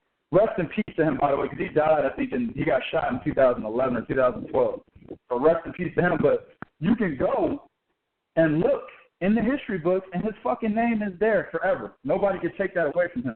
So that's why this fight is so fucking important. Another thing I want to get out there is, I think we're going to talk about that in the. It's one of the segments between Andre Ward and Terence Crawford. So I'll leave it alone. But all I'm going to say about that is, and I've talked about it before. If Terence Crawford beats Julius Indongo, man, it's going to be hard pressed not to give him the number one pound for pound fighter in the world. Especially, he's like I said, he's becoming the undisputed champion. The things that he's done to get to this point. I mean, he came from a guy that was taking a fight on a 2 weeks notice against Bradis Prescott. Bo likes to call him Brandon Prescott. We'll call him Brandon Prescott for Bo. You know what I'm saying? But he took a fight on 2 weeks notice just to get on TV, fight that nigga, beat the fuck out of him, and he's been on a roll ever since. You know what I'm saying? So the things that he's done to get to the point of where he might be August 19th, and I truly think he will. I think he's on a whole nother level than Julius Indongo if you actually look at the two fights and you study them. There's a lot of things that Terence Crawford can do that Julius Indongo cannot stop. You know what I'm saying? So if he actually becomes that undisputed champion, I feel bad for Andre Ward because, he was behind Floyd Mayweather for so long. But, man, dog, it's going to be hard-pressed not to get in that spot, dog. So I can't wait to see this fight. This is the best fight of 2017, even if you look at the matchup. And it's like, Terence Crawford is a much better fighter. I concede to that. But it's still the best fight of 2017 because of what the fight means for the sport of boxing. All right. Let me get you guys' opinion on this, and I'm going to start off with a bit Kool here, man. Indongo's kind of been a fly-by-night story. He knocked out Troy Noski to win his first title. And then, he went over and dominated Ricky Burns. You know what I'm saying? A lot of people are saying he's a live dog in this fight based off of that these two fights. Terence Crawford is a whole nother level fighter, so I'm gonna just keep it real, man. Is he a live dog in this fight? You know what I'm saying, based on the little that we have seen from him. Oh man, no, I ain't gonna say that. Terence Crawford, just like you said, he's on another level, and I expect him to be dominant, especially he's fighting in his hometown in Nebraska. So no, it's hard to say because you just never know. Indongo has upset two fighters in a row when nobody thought he would do it, so it's not out of the realm of possibility that he could upset Crawford, but it had to be by a knockout because he's not getting a decision. So all Terence Crawford has to do is show up, go to 12 rounds, and the title is his. So other than the knockout, I don't see him outboxing, outfighting Terence Crawford, who can do it all in the ring. So no. All right, let me pass it on to Bo, man. Let me get your thoughts on this fight. We TK just alluded to the importance, the magnitude of this fight. What are some of the things that Indongo needs to do to be successful in beating pretty much the guy we're considering the kingpin of that division right now? I'm not giving Indongo much of a chance right now, myself personally. I've doubted Terence Crawford enough to where I'm not doing it until he goes to 147 again. So let me get your take on this fight, Bo, and some of the keys that will be that's going to make this fight.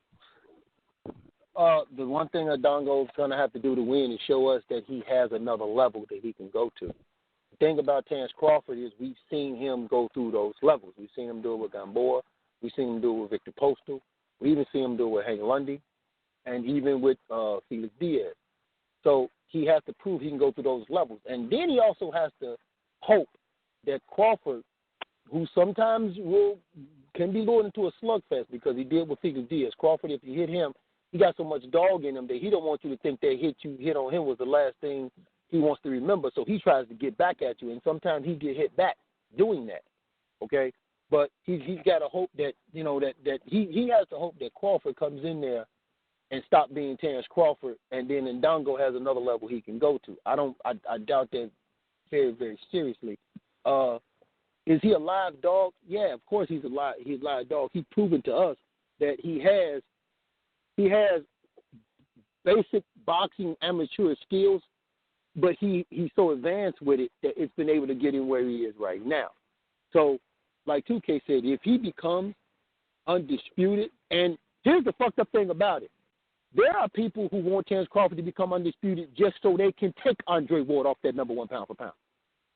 Like, seriously, there are motherfuckers who could fucking care less, but they just want him to do it so they can just say, we ain't got to see this motherfucker Andre Ward no more at number one pound for pound. Okay? Because normally how it goes is you're number one pound for pound until you lose. Because how Roman Gonzalez got that over Ward, how Lomachenko is number 2 over Crawford, I don't fucking know. Okay? Yeah. And we're going to get this is ESPN's list or Reign? This is damn near anybody's list if you ask, man. Real talk, man. The casual. I've seen so many lists, dog. ESPN. I've seen so many lists. Like Crawford is in the top. Crawford is 4 and 5, and I'm like, man, what the fuck is y'all talking about, man?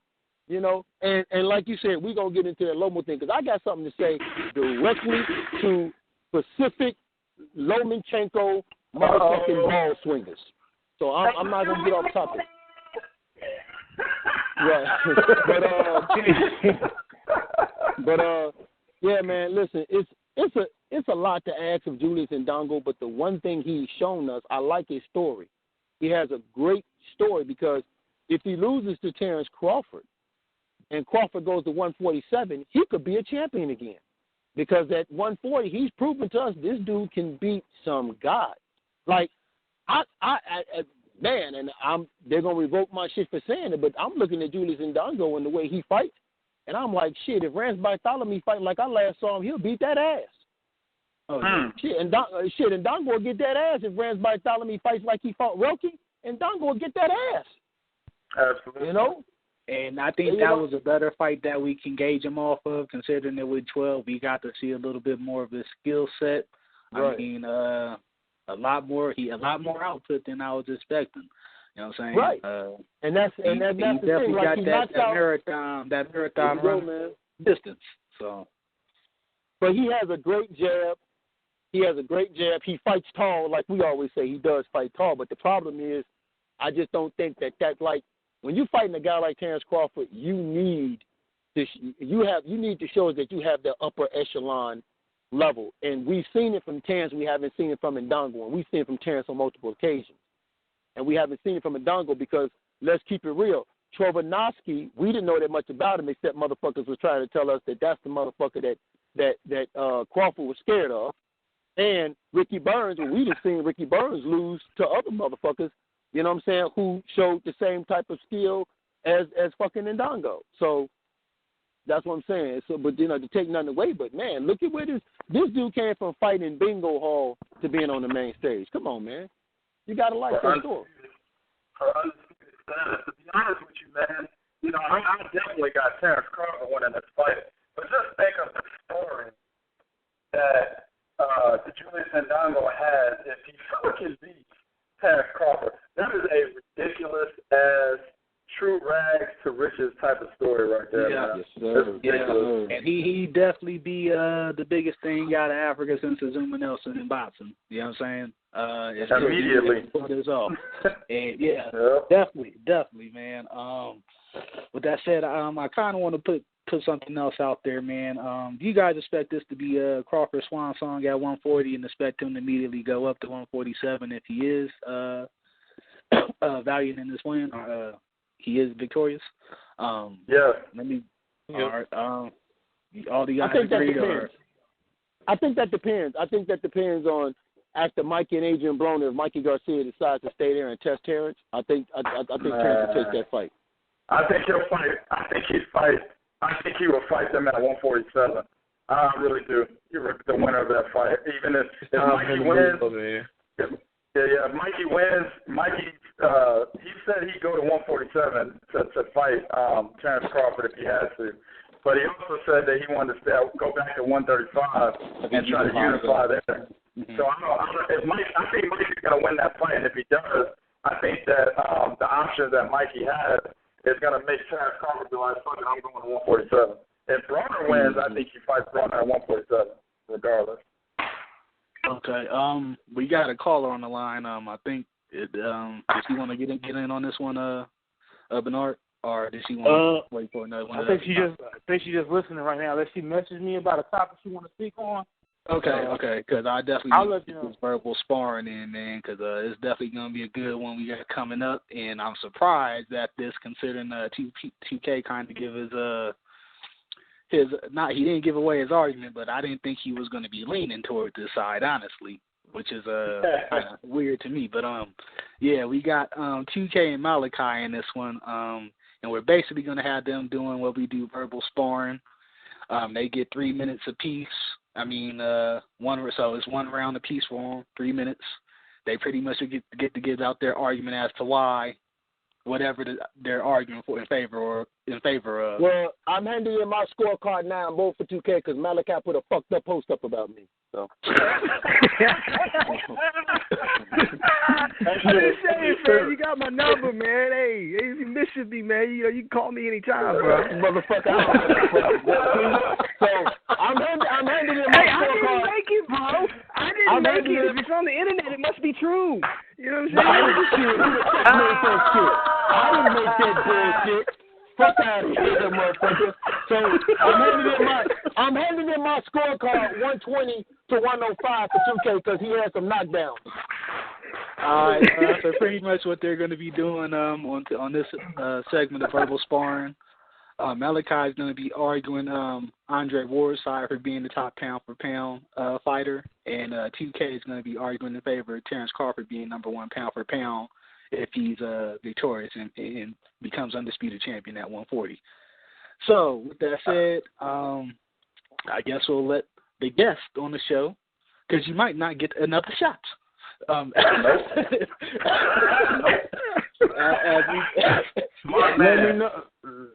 me know when you want me to hit the timer. I'll start it up. It's your Jeff Horn moment, man. All right, let me know when you're ready, Bernard. I'm ready. All right, start now, Malachi. All right, I was given my basis for my argument with resume. It's a wash. It's not even close. It's a burial. Andre Ward has beat 6 current or former world champions. You could argue that 3 of these guys are going to make the Hall of Fame because Carl Frost went 10-2 versus world champions. Kessler went 9-3, and Chad Dawson was 8-3-1, but he was a lineal champion. So that in itself destroys Crawford's 3 wins over current and former world champions. Now I went further. The dudes that Andre Ward beat are actually 40-19-1 versus other world champions. That's a winning percentage of 66% versus world champions. You look at Terence Crawford, he fought Ricky Burns. He's 3-5 in world versus world champions. Gamboa's 4-1, but he just got slaughtered and quit versus a C-level fighter. Julius Indongo, who was he? Even if he wins this fight, I cannot put him over Ward because who was he before he went to Russia and beat Homeboy? If you go back, his 3 prior opponents before going into that fight had a combined 19 losses and 13 losses by knockout. I give him credit for what he's done. We didn't know if Tranovsky, I think I'm gonna say it, I'm gonna slaughter his name. We didn't know if he was for real or not. Just like Bo said, that a lot of people were saying he's the guy that can beat Terence Crawford. I called them haters, right? Okay. Then Ricky Burns done already lost on the world stage, man. So for me, this is gonna gauge is how he does in this fight, which I don't expect him to do good. I think Crawford's gonna knock him out. But that's gonna gauge just how big a victory this actually is for Crawford. So that's basically my argument. Because I plus if we're gonna talk about skill level, Andre Ward proved in the Super 6 that he can win in multiple different ways because he fought multiple different styles in the Super 6. So I would say okay, I might even say okay, Terence Crawford's better off the back foot, but he ain't the inside fighter that Andre Ward is. I don't think he's the defensive sound fighter that Andre Ward is. So I think I'm done in plenty of time. So. Yeah, you actually did. You got like 20 seconds left, I think. Yeah, like 16. So. He definitely put some heat on you. Okay. Definitely strong arguments. That nigga put a lighter on me. Listen here, bro. I'm about to put this nigga in the fireplace. Check this out. Okay, hold on. Let Bernard get the timer ready. Let Bernard get the timer up. Hurry up, man. Get that furnace ready, nigga. We about to bake a motherfucker tonight. Hurry up. All right.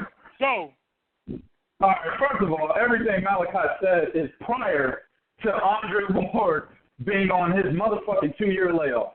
Now, pound for pound lists are based off of one moniker in boxing, the most famous moniker, by the way, and it is the number one priority.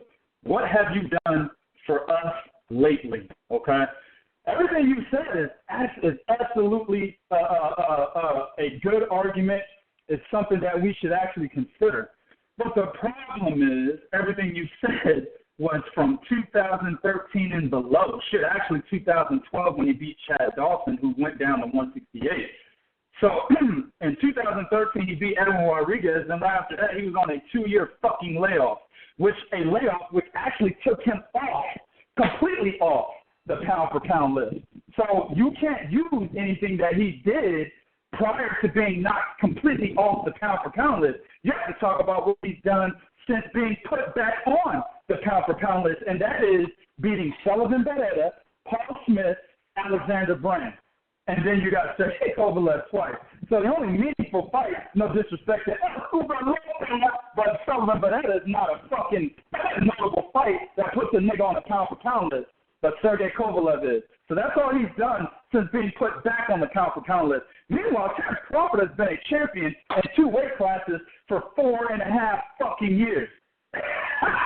Now, you talk about Julius Indongo was knocked out recently, but that's recently. When Terence Crawford beat him, Julius Indongo was still an undefeated fighter. You understand that? Not only was he an undefeated fighter, but he was a multiple division champion, okay? He also beat the only Olympic gold medalist coming out of the Dominican Republic, beat the dog shit out of him, a motherfucker that made Lamont Peterson, who is now the WBA regular champion at 147 pounds, made him look like shit to the point where everybody thought he actually lost that fucking fight to Felix Diaz. Oh, he beat the dust off of him. Then you got a guy that Danny Garcia straight dust gave step-aside money to when nobody fucking knew him, and Victor Postal. Everybody in the motherfucking world was scared of this nigga, especially when he knocked out Lucas Matisse, a.k.a. the motherfucking robot, right? Knocked him the fuck out, made him quit. Terence Crawford made him look like a bitch, then took his title. Come on, bro. Then we're talking about undisputed champion, the first in fucking 11 years in the sport, dog. This is the biggest accolade that one can actually achieve besides beating Hall of Fame opponents, besides being multiple division champions, which Terence Crawford already is, by the way, right? He's a 2-division champion, so is Andre Ward. Same there. But one thing Andre Ward has never done is become the undisputed king of any division. And if this man does that, you got to give him the accolade. That time? Time. Oh, man. This actually was worthy of a round 2. Because I heard there's actually some other arguments that could have been put out there, man. So yeah, we could have done a round 2 on this one. Y'all want to do a round 2? If y'all up for it, we can. I'll let y'all decide. We usually keep it at 1 round because of the other topics, man. But if y'all want to go to the round, we got other topics. Okay. All right. So how we gonna judge this? We gonna let the panel go 10-9, do a 10-9 round. We heard Bose already.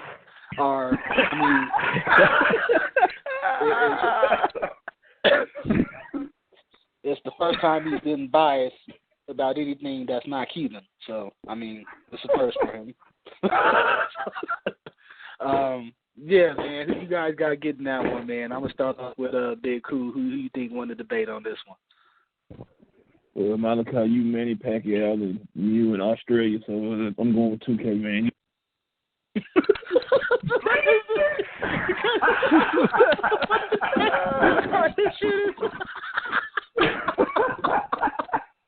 That's fucked up. Man, let me go ahead and pass it on to Bernard, man. Who'd you have taken this one? Man, you know what? This is going to probably be a shock. But I'm rolling with Malachi on this one, man. Okay. And Bradley rolling with Malachi. I'm rolling with Malachi. All right. And we had both give his pick, so I'm guessing I'm the fucking tiebreaker here. Well, I don't know what I am. I'm just a moderator. I'm not even supposed to be judging, honestly. Yeah, this nigga based on argument, man, because I'm like, I didn't hear Malachi go with the boogeyman route. Like you would have sealed the deal if you would have put that out there, bro. You'd have put the boogeyman out there for Ward. You would have won this shit, but I got to give it to TK. I should have brought up like how a lot of it depends on. I mean, Kovalev trumps anybody on yeah, I mean, like Crawford's I said, you would have won with the boogeyman of the division. Like, you would have killed him off with efforts. And you could tell in my argument, man, I tried to downplay Kovalev a little bit because when I said it matters what he did when he got back on the pound-for-pound list, I was like, yeah, this thing on the beat, but Alexander Brandon, Paul Smith, and I tried to downplay Kovalev. I was like, yeah, and that nigga Kovalev, but anyway. Yeah, I got to think that out. I was like, no, you can't downplay Kovalev. The fix was in, man. The fix was in. 49-0. Wow, man. New world order. Damn. All right, so we're going to go ahead and go into our next topic, man. We got numbers in from the Ward Kovalev pay-per-view in the previous week. It turned out it was 25,000 buys less than the first one, which did 150,000 buys on pay-per-view. This one came in at about 125K. I want to get you guys' take on pretty much who is to blame promotionally for this, man, because we've seen both promoters basically going back and forth saying they didn't do their job here and there or whatever. And you got to look at the first event, which was was pretty unsuccessful. I mean, 150K for these two guys regardless. So, I mean, where does the promotional blame lie with this second one being such a failure? With a match that was so controversial, it should have probably sold more the second time around. I'll go ahead and start off with Bo on this one.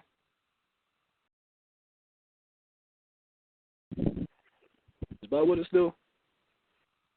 Bo. All right. I'll take it. Yeah, go ahead, Bernard. This is kind of tricky. But what I'm about to say is I'm going to put the onus on HBO as a network not promoting this fight, as well as Main Event. The reason why I'm not really giving Rock Nation, they'll get some of the blame, but they did promote it. They did it in such a way where they was promoting their sponsors' product, but in turn they also had Andre Ward promoting the products as well. In turn, he was promoting the fight because after you see the commercial on social media or whatever, yeah, see Andre Ward fight Kovalev in a rematch on HBO, So they're promoting it, but they're not promoting like we think we should see it as commercials on daytime TV while you watching The View or some shit or Younger the Wrestler or stuff like that. But I'll put the onus on Kathy Duva because it's like she was kind of being, the Main Event was being lazy. HBO with their bias or their bias towards or bias against Ward, which is clearly being seen on how they promote that fight. All right, and let me throw this out there. We did talk about this on our previous show as far as the numbers involved, not the pay-per-view numbers, but as far as Kovalev's purse. What Rock Nation was the head promoter or the lead promoter in this second fight. with that said, I'm going to put this aspect out there. Based on the way the purse was set up with Kovalev, were the main events and Kathy Duva responsible for pulling their weight to make up for what he wasn't making in this fight? I'll get TK's opinion on this one. Oh, yeah. Oh, absolutely. 100%. And the reason why is because Kathy Duva and Main Event, they have more clout than Rock Nation does. Rock Nation is a failing company as far as on the boxing side. They're actually flourishing when it comes to other sports. You know what I'm saying? But for the boxing department, they're a failing division. You know what I'm saying? So, yeah, Kathy Duva should have 100% pulled her weight. It's kind of like the argument we have for why Carl Frampton's reasoning to not fight Gizmo Rigondeaux is because he's not a big draw. The argument is, motherfucker, the fight would have been in the UK. It's your job to be the big draw when Rigo goes to the UK. Same thing here. Y'all are the bigger promotional company. It's your job to be the bigger draw to the fans and get them to want to watch your fighter, the killer, the crusher, a.k.a. Sergey Kovalev, beat the fuck out of Andre Ward. You failed to do that. You see what I'm saying? Now, some of the blame, of course, does go to Rock Nation because they are a promotional company too. But you got to look at it as how do I put it? There's levels to this shit. You got a motherfucker who's in the NBA, and you got a motherfucker who's in college. Who's gonna pull more weight? The NBA nigga. So you know what I'm saying? So that's the way you got to look at it. And Kathy Duva failed in that aspect, 100%. All right, I'm gonna pass it on to our guest who just took his second L within the last couple of days. First with Pacquiao and all this. I was right. Damn. No, Malachi. I mean, like I said, there's been a lot of finger pointing between both banners. 2K put out some good points right there. I mean, Rock Nation, very inexperienced. Main Events around for a long time. Kathy Duva grew up in the business. I mean, who deserves the blame here, man? All three, HBO, Kathy Duva, and Rock Nation. They all three have a job to do, and they didn't do their job. And part of the reason is they can't get along. They don't like each other, so they don't want to work with each other. You know what I mean? It's ridiculous. That fight should have been the biggest fight of the year, especially after coming off a controversial first fight. Exactly. They just didn't, and that wasn't promoted. You know what I mean? And it's just ridiculous that fight did those numbers. However, I did see that the replay on HBO did much better, which is usually happens when you have a pay-per-view fight anyway. But it did much better, so I'm putting the blame on all three of them. I would think, though, here was my thing with Rock Nation is they have an avenue that they're not using, man. They could really pump their stuff through hip-hop music, too, and the hip-hop culture and everything, man, but they just don't seem to want to tie them in together. Yeah, like I don't subscribe to Tidal or none of that, so I don't know how involved Tidal is involved in the marketing of the fight or any of that stuff. They're even used in it, you know what I'm saying, to promote this fight. I'm definitely surprised, though, that the second one didn't do better. I would assume that it would at least do what it did the first time, considering the controversial decision. Like, you would expect people to tune in, and, of course, these are two of the top 5 pound-for-pound guys, arguably, in boxing. So, I mean, yeah, it definitely deserved to do – you would expect it to do more than that the second time around, man. Pretty interesting. We'll see what happens from here. Main Events definitely didn't do themselves a good service here. I don't see any big prospects or anybody signing with them after this snafu. I'm also going to put some of the blame as far as Kovalev's purse problems with Aegis, though. He has the same manager as Vasyl Lomachenko. So I'm kind of interested. I'm surprised that Aegis will let that shit go.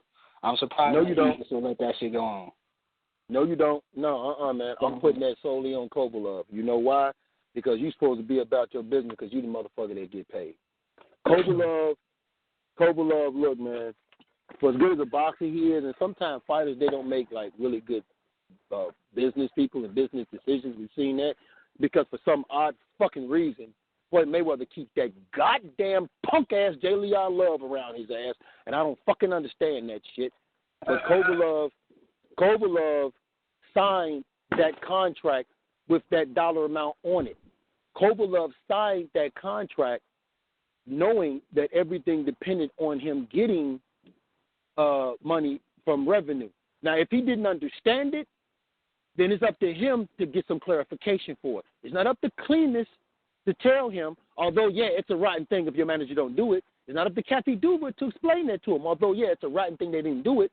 It's up to you. This is your money. You're the motherfucker training. You're the motherfucker in that goddamn ring fighting. I'm tired of motherfuckers giving this punk bitch-ass motherfucker Eagles Cleanest a fucking pass. Fuck him. He opens his mouth, he says shit, he does shit, and the motherfucker want to sit back because the motherfucker you talking about they don't like. Man, fuck this motherfucker. Okay? You put your fighter in a bad position, but still at the end of the day, the name on the contract is Kovalev. That's his responsibility to make sure his shit is right. Say what y'all want to say about Andre Ward. People can tell me how he is to negotiate. Andre Ward makes sure his checks cash and fucking clear. Very good point, man. Which leads us to another Eagles Cleanest related fighter issue. We'll be talking about in our next segment. We had the announcement of Vasyl Lomachenko's next opponent, which will be the next ESPN card aired on August 5th. I'm not sure where the fight is taking place. They just did a press conference today, I believe, in L.A., so I'm thinking that's where the fight is taking place. With that said, Vasyl Lomachenko will be taking on Miguel Marriaga.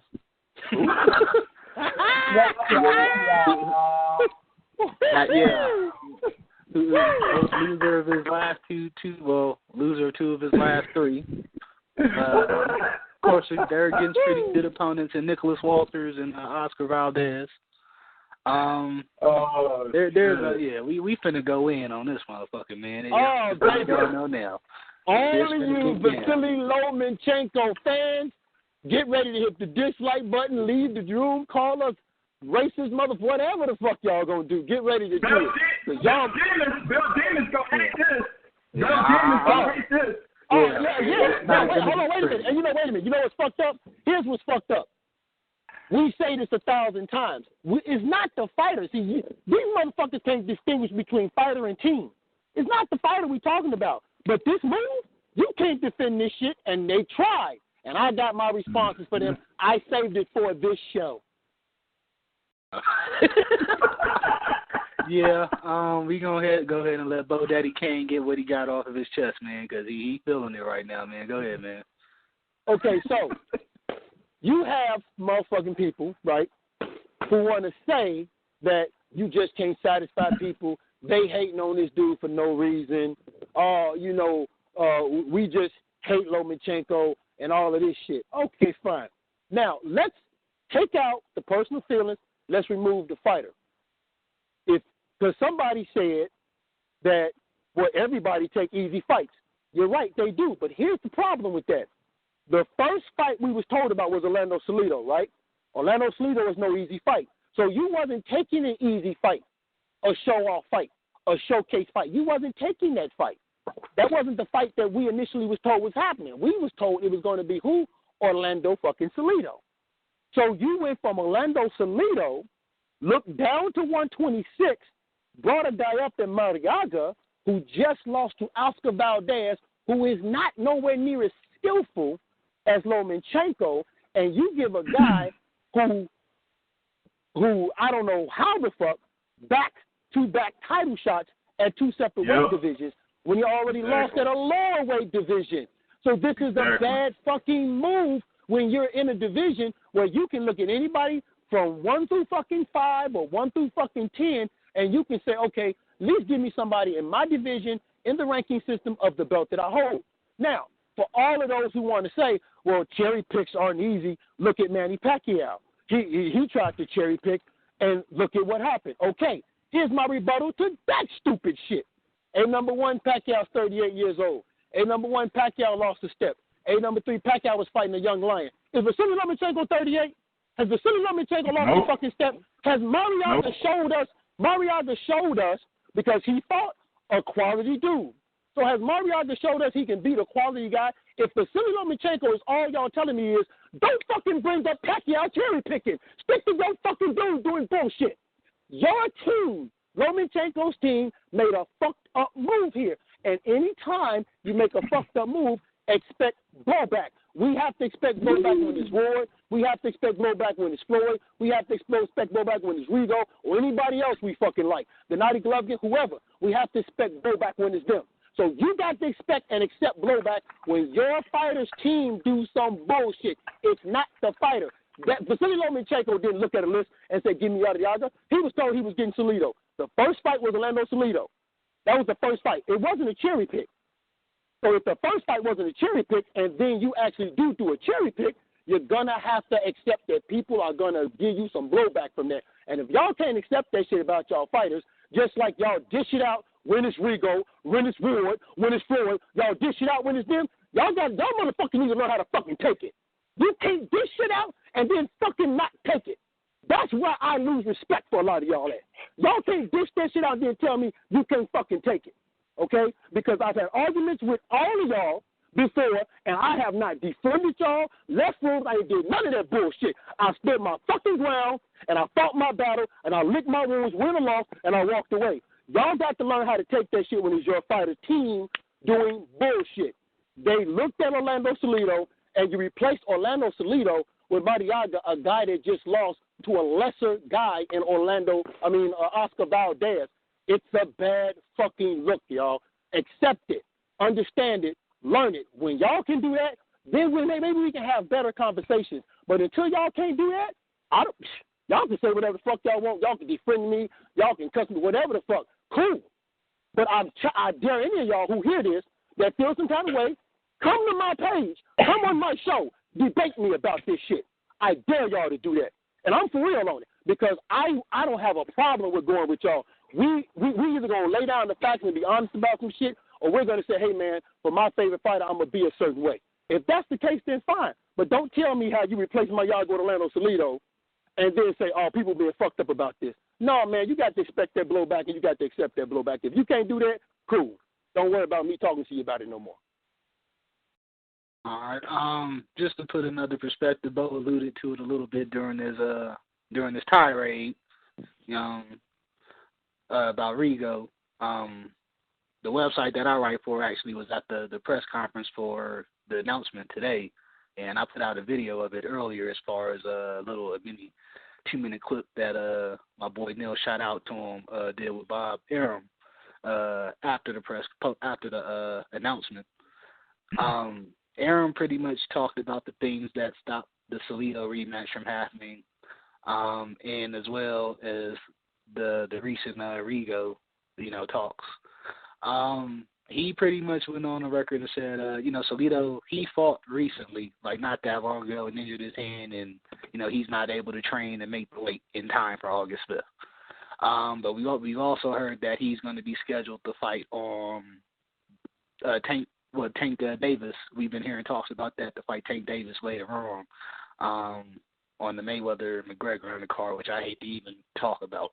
But anyway, he also talked about Rigo and basically said he's full of shit, you know what I'm saying, as far as even with the whole social media rant and all that, and saying every time he comes down to talks, it's been one excuse after another, and, even with Rigo's latest social media tirade last week against Lomachenko, there was no talks, no talk even developed for this upcoming fight that was announced for August 5th for Vasyl Lomachenko. So let me get you guys' thoughts on that. Bob Arum definitely knows how to spin some goddamn stories. You can't put nothing past him. Let me get you guys' take. The money was definitely there this time around. So why did this fight with Rigo not happen with him clamoring for it as much as Bob Arum saying he's full of shit? So I'm going to go ahead and let, Big Kool allude on that, and then let Bernard take a peek at it too, touch on it as well. Honestly, I don't know why the fight didn't happen. I mean, they could have pushed the date back, because I know I think Todd DeBuff said that in 30 and 45 days it wasn't enough time to come to a deal or, get the promotion right. But if Lomachenko really wanted to fight, he could have said, you know what, I'll fight in September, mid-September, or whatever, October, because this would have been a huge fight for fans that actually care about boxing. You know what I'm saying? He still would have got his money. Rigo would have got a nice, paycheck, and, everybody would have been happy. But it's tough doing business with Bob Arum, and he want to say Rigo was full of shit when he's the one full of shit. If you have a guy saying that he's going to come up 8 pounds to accommodate Lomachenko, who's the bigger guy, I guess the bigger draw right now, the more attractive fighter, then why not make a deal? Why not say, you know what, we're going to just push your fight date back a month and a half, because, you really want this fight. He really wants this fight. The fans want this fight. But, I guess Bob Arum wants it to marinate like he wanted the Gamboa and what's the old boy that Salido knocked out twice, Lopez, fight the marinate, and we never got that fight. So I think it's typical, Top Rank, stall and prolong and trying to continue to build up Lomachenko as this fake, invincible fighter, which he's not, and trying to continue to pad that or give that image that he's really the best fighter in the world, which he's not, and they just don't want him to fight nobody credible. But you fight this guy, I don't want to fuck his name up, who's a solid fighter, and you could argue that he beat Valdez in his last fight, but there's an ass whooping waiting to happen, and you get on ESPN and you give them that shit instead of giving them Rigondeaux. This fight would have been, speaking for y'all, one of our dream matchups. It's not an action fight, but to get 2 technicians, 2, top-notch boxers who are 2-time, Olympic gold medalists in the ring. I mean, the deal could have came along. They made Manny and Floyd. They made other shit happen. So it's just Bob being Bob and getting in the way like he usually does. And like you said, Twine, it's going to take for this motherfucker to die to get the fights that we truly want without having to wait 2, 3, 4, 10 years to get them. So fuck Bob Arum, fuck Top Rank, fuck Vasyl Lomachenko, because he could have, demanded the fight be made if he really wanted it. So like Bo said, if you don't like what we're saying, unfriend, block, and whatever, so. I mean, you made a good point. A guy's willing to go up to 130 and, throw all those excuses out the window. I mean, if he loses, he can't make the excuse. He said he'd come up there at 130. Why not take it? Call his ass on his bluff. The way he was trying to call you. Hold on, Swan. And I'm just gonna say this one thing. 2K, do you remember a certain conversation me and you got into it real hard about? A couple of those. Which one? The one about Lomachenko. The one about Lomachenko beating Rigo. Oh yeah. Yep. Now, will you go? Hold on. I'm not gonna say nothing. What did I say, 2K? You said that Lomachenko could beat Rigo when Rigo doesn't have a tune-up fight in between when he moves up in weight. Thank you. I just wanted to point that out for everybody that wanted to say, oh, well, you favor him anyway. No, I picked against him. So, again, come at me better than that if you're going to come at me. All right. So let me also put this out there, man. This is something that we actually talked about this a little bit on Night at the Round Table last week, and I guess we did talk with Chris Henderson about this previously. Well, he actually was mentioning this in one of the groups. He was saying, the top ranked didn't feel like 5 weeks was enough to market a fight with Rigo, and he pretty much put those are kind of the reasons to top ranked and go with the fight now. Now, with that said, the announcement with ESPN was just made, and I know Manny Pacquiao has a big name. You know what I'm saying? So I mean, they just fucking slaughtered some kind of fucking record I was reading earlier. It was the most viewed telecast in like 10 years or something. Boxing telecast in like 10 years, even surpassing, I believe, the Aerosmiths from last summer. So with that said, man, going off of that kind of, the fight was entertaining with Pacquiao and Horn. It was exciting. For it had that blood and guts that today's casual fan base clamors for. So continuing that momentum, do you think they really could have pushed this fight? I think they really needed to push this fight. I mean, with the momentum they got from this Pacquiao fight, they needed to do this, man. There's no fucking excuse for it. The money was there because they were going to offer Salido $720,000. There's just no reason behind it, man. Bro, let me get this, bro. I'm sick of this shit. You know, one thing I hate about myself sometimes when it comes to shit like this, I just hate being so fucking articulate and logical, nigga. I can't stand it. You know what I'm saying? Because I can see shit for what it really fucking is. Nigga, dog, number one thing right here. I don't give a fuck what anybody says about this goddamn debacle, why Bob Arum didn't do this or why he didn't do that. The number one thing that we need to remember, this is logically speaking, dog. The last time Bob Arum allowed Guillermo Regendiao to fight his number one guy, Rigo beat the dust off that motherfucker. Not only did he beat the dust off his ass, but Bob Arum watched his number one guy slowly go downhill from that fight on. Now, also, what is Vasyl Lomachenko is 29 years old. He only has 9 pro fights. If he allows Rigo to beat the dust off this motherfucker just like he did down there, Lomachenko is done. You got to understand that, okay? The thing is, boxing fans are fickle, right? All the boxing fans are all up on Vasyl Lomachenko's nutsack because they think he's unbeatable, right?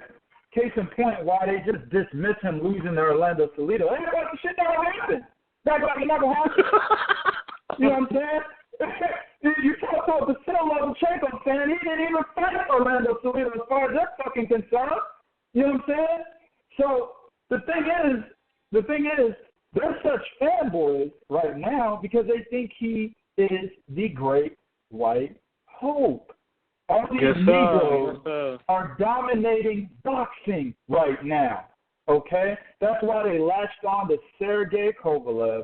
That's why they latched on to Triple G. And that's why they're latching on to Vasyl Lomachenko, because it is a great white hope. Excellent talent. All 3 of these men. I'm not disputing that, not one bit. But there is a clear double standard here. Clear double standard. Let's just put the shoe on the other guy's foot. Why don't we? All right? Just for kicks. Guillermo Regendiao is at 130.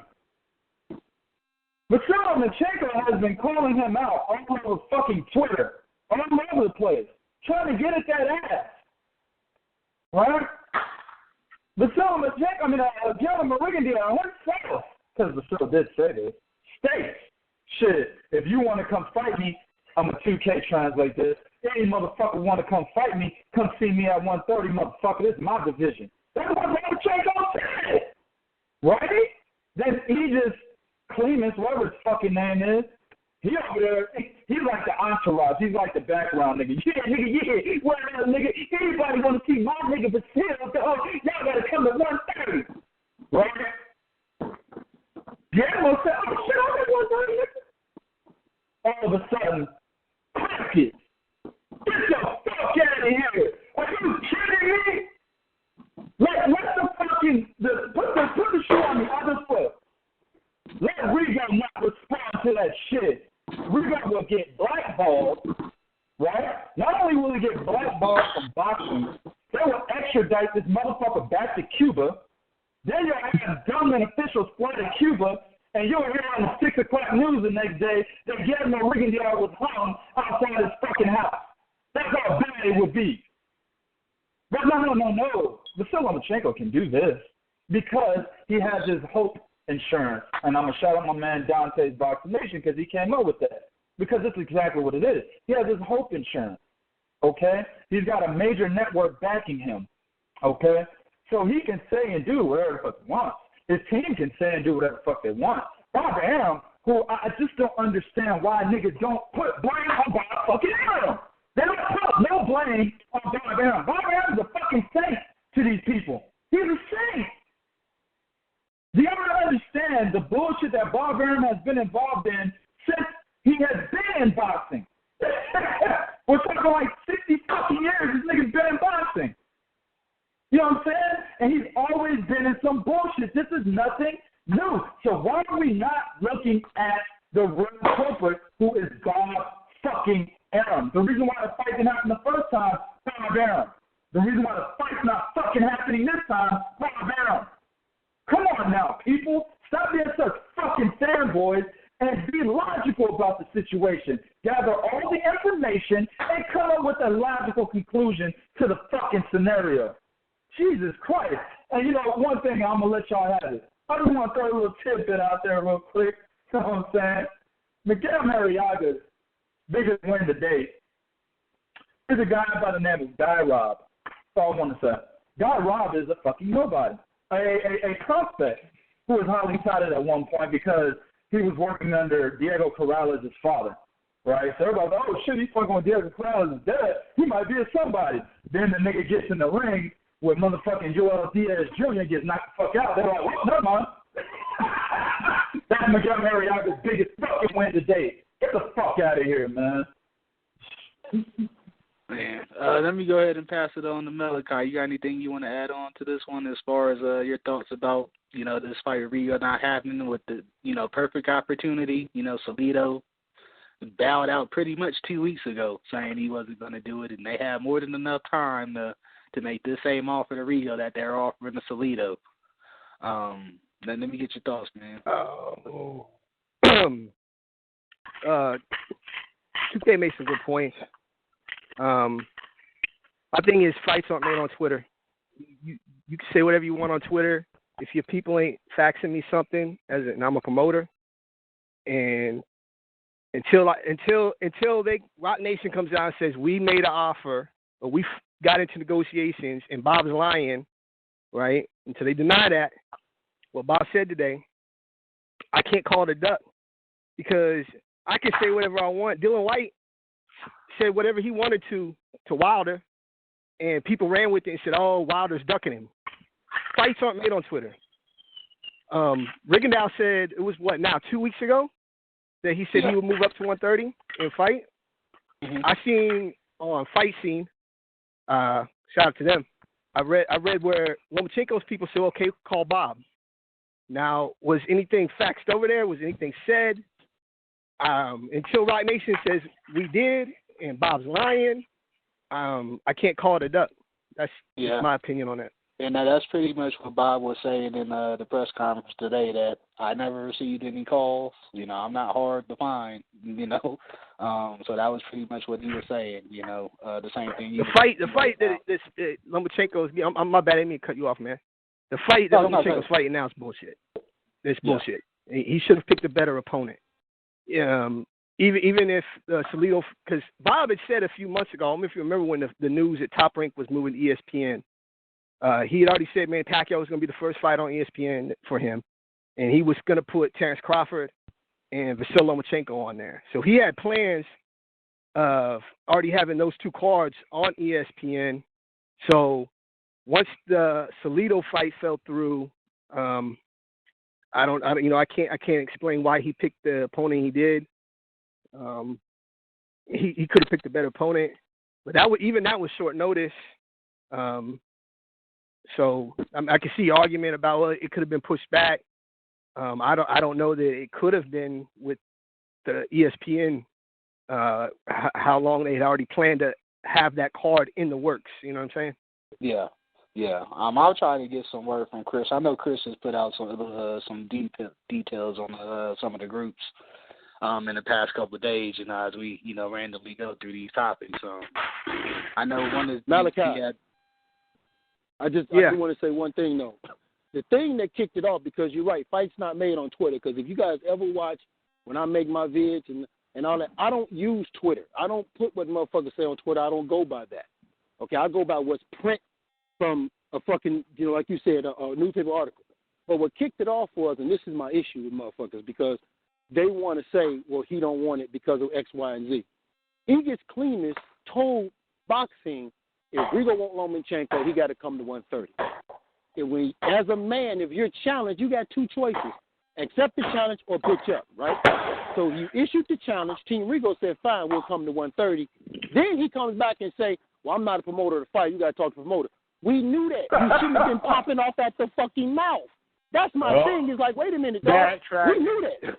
Right, that's what I'm saying. Like, we knew that. You should have been popping off at the mouth because the whole time Rigo was tweeting and there was no challenge issued, fine. Because if Rigo would have tweeted, dog, I'm going to come to 130 for Lomachenko. And Lomachenko and them team responded back, all right, fine.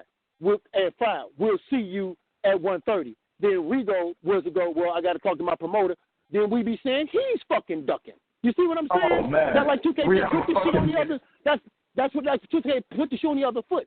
That's what I'm saying. It's not the fighters, dog. It's the team. I'm not gonna sit there and say that Caribbean and them motherfuckers ain't full of shit. Yeah, they are. But Bob, so is Bob. He just said, well, we hadn't been talking. Why hadn't y'all been talking? Because you said that if they call, don't pick up the fucking phone. And for everybody to say, well, a fight like this, you need more than 40-some days to make. But according to y'all, Rigo don't bring no money. Rigo is bored. He don't have a crowd. Exactly. So what's so hard is it to double talk? What the double talk? Hey, you talking about the fanboys and the haters. You know what I'm talking about? You talking about the fanboys. They're gonna be the same regardless. I get all of that. See, I get all of that because they are right. A fight. Oh, they are right. It's a big fight. I get that. But my problem is we not gonna hold Aegis Klimas accountable for what the fuck he issued the challenge. If you're challenged as a man, two choices, accept or bitch up. So when that challenge, so when that challenge is accepted, and I say I'm coming to 130, and then you go, well, I'm not a promoter or a fighter. You got to talk to pro. What the fuck you open your mouth like you can make a fight for? Exactly. That's Why my did both of problem. them? Why did both of them open their mouth? Because Vasyl Lomachenko. Exactly. I know everybody focuses on Aegis, but Vasyl Lomachenko did say anybody who wants to face him, they can go to 130 to fight him because it's his division. He did say that. So They remind me of Golovkin. They remind me of Golovkin used to say, I'll fight anybody from 154 to 168. Hopefully start calling his name.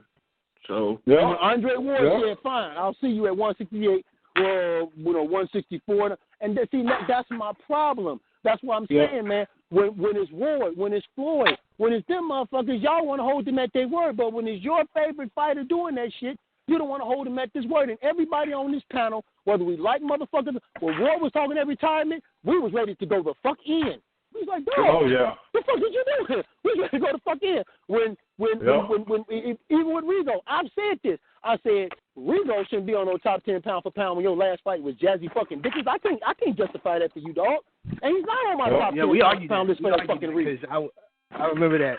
You did because me and you argued that because I was like Rigondeaux should be top 5. That was before he fought Floyd. I've had arguments with everybody on this panel because I'm fair about. I've had 2K on my show and I said, dog, Rigo got to fucking do something. Okay, you're tweeting but you're not fighting. You got to do something. So I'm being fair about it. I get upset when motherfuckers want to make it seem like we ain't got to do it on the other side. That's bullshit, man. They just want to make, man, look, it's a hell of a fight, yo. Because I mean, they're doing anything possible to make Lomachenko look invincible. Bob is putting a spin that nobody wants to fight him and yada, yada, yada. Mainstream media needs to point this shit out because y'all motherfuckers apparently ain't listening to shit we said, and we still undefeated motherfuckers. So,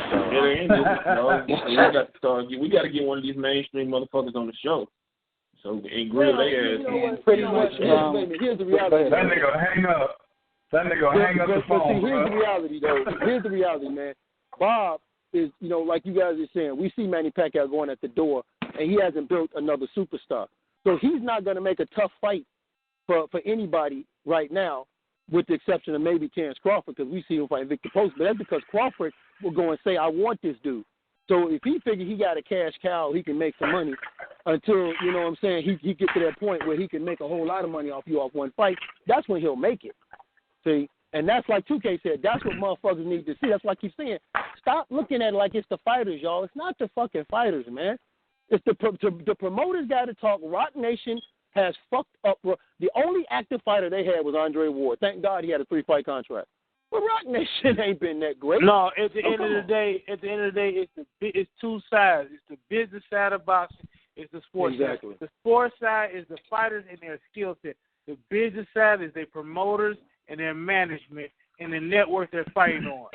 Any discussion after, man. And just to throw this out there, the money that was supposed to be allocated for Salido has been pushed to the Terence Crawford card. Their undercard is pretty stacked. Brian Jennings on it. I believe, who the fuck else is on that shit? I forgot.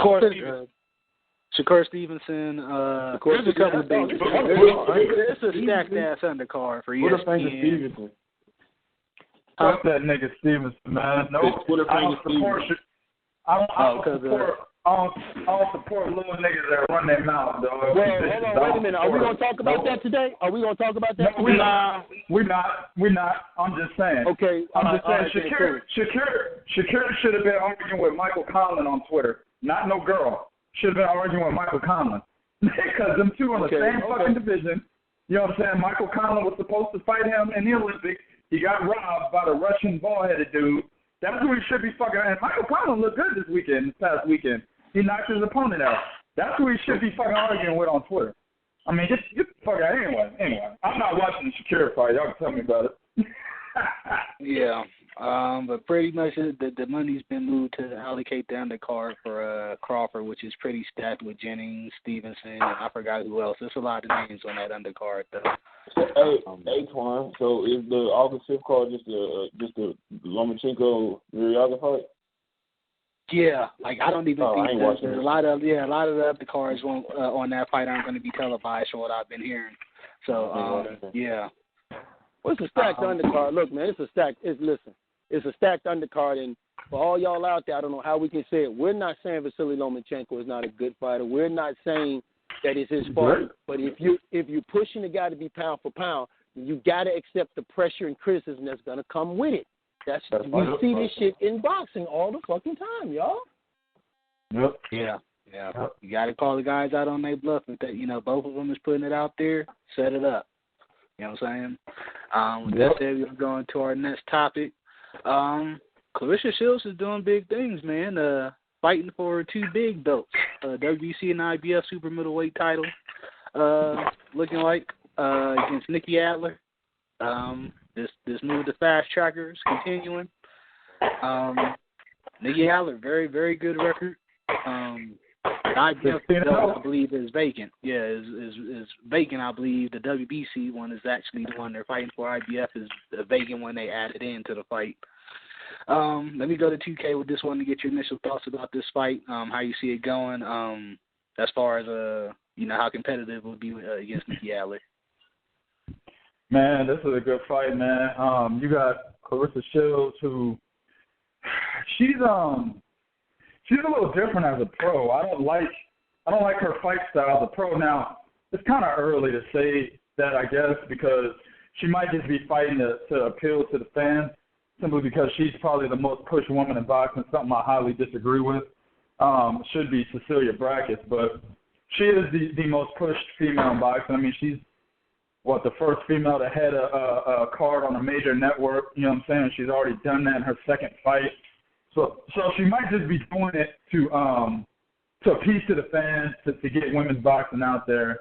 But in the Olympics, man, she was more of she was a counterpuncher type. She used her jab a lot. She stayed on the outside a lot. She would jump in. She kind of reminded me of a female version of Andre Ward. I'm put it out there like that in the Olympics. But as a pro, she's kind of looking like, man, Ruslan Pervannikov almost. You know what I'm saying? And I'm probably over-exaggerating that, but shit, it is what it is.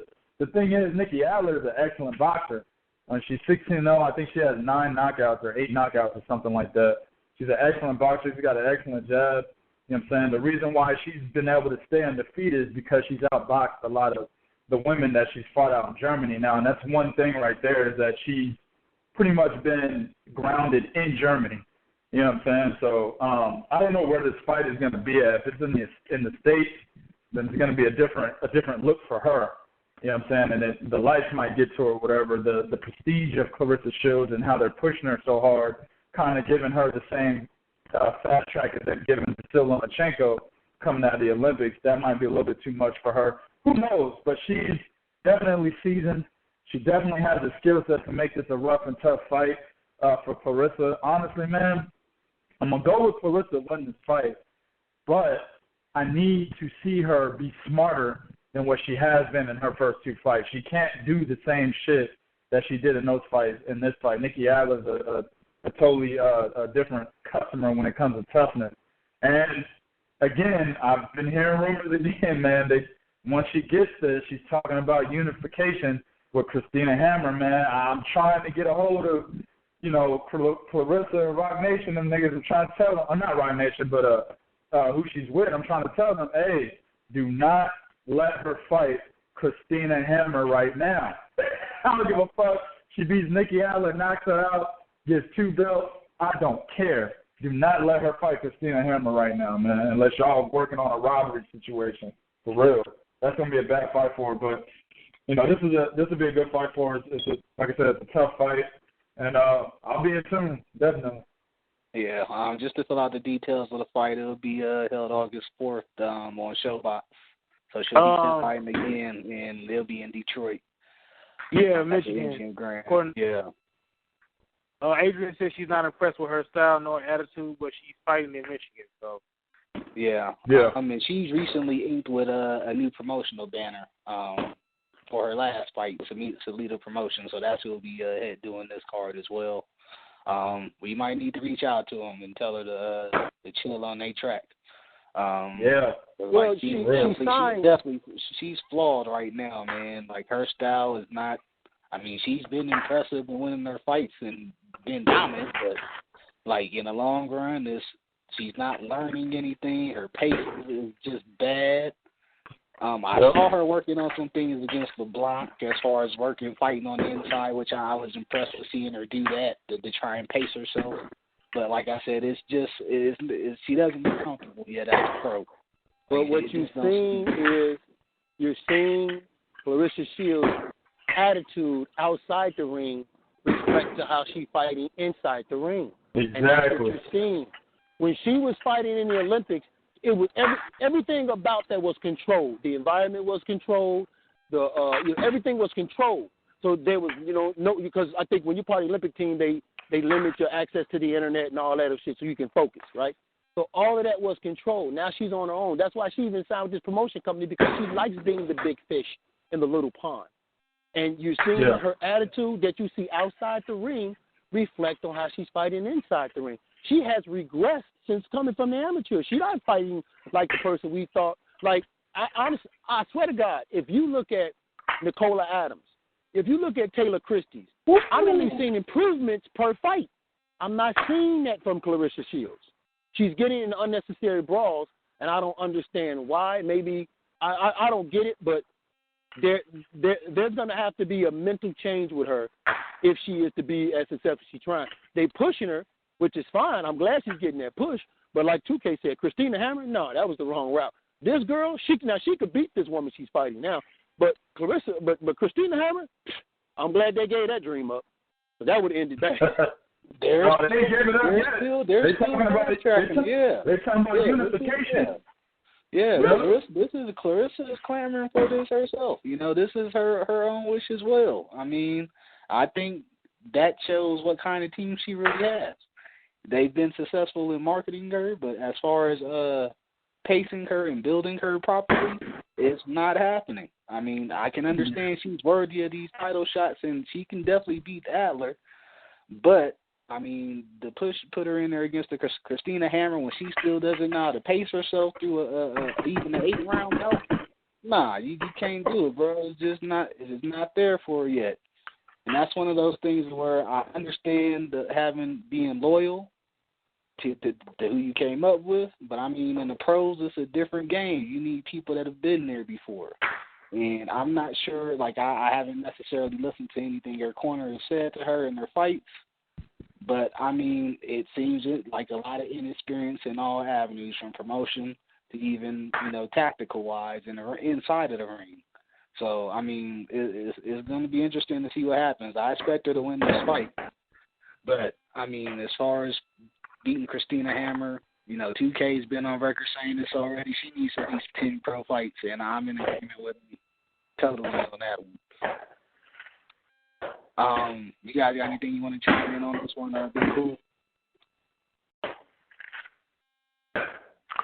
Big Cool is not on the line. He's on.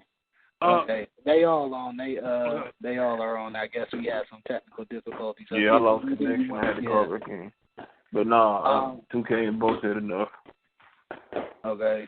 Malachi, you got anything you want to add about as far as have you had a chance to watch any of Claressa's fights?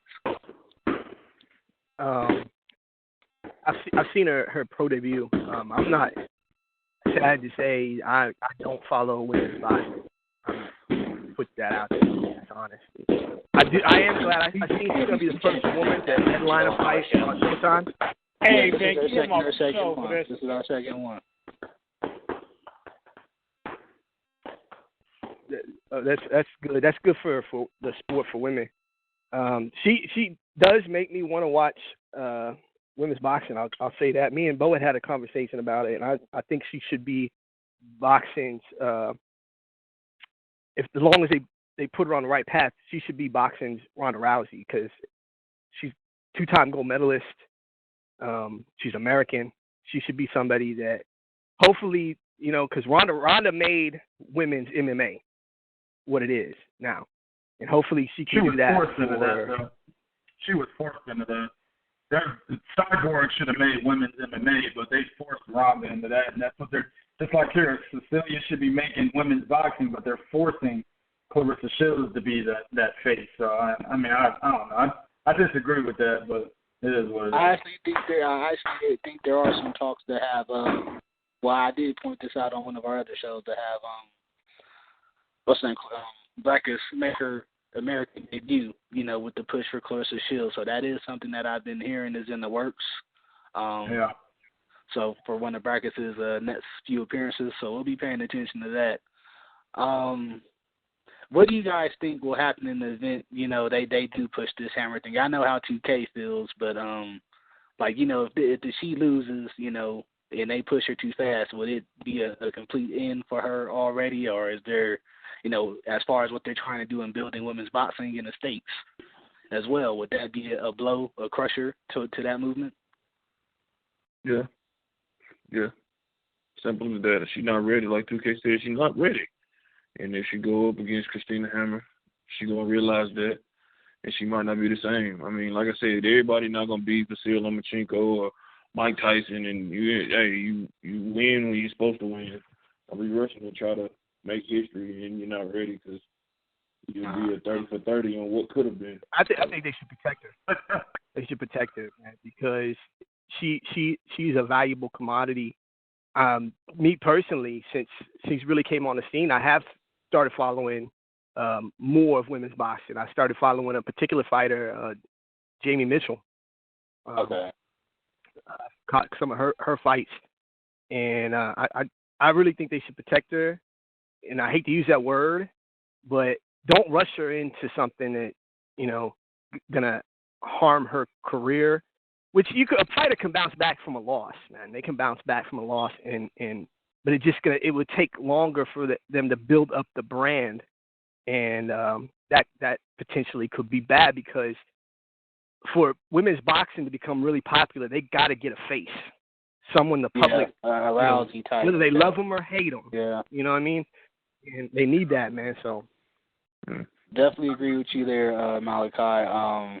I mean, we've seen, I won't say Canelo being protected, but we've seen other fighters be protected during certain stages of their career for certain things, you know what I'm saying?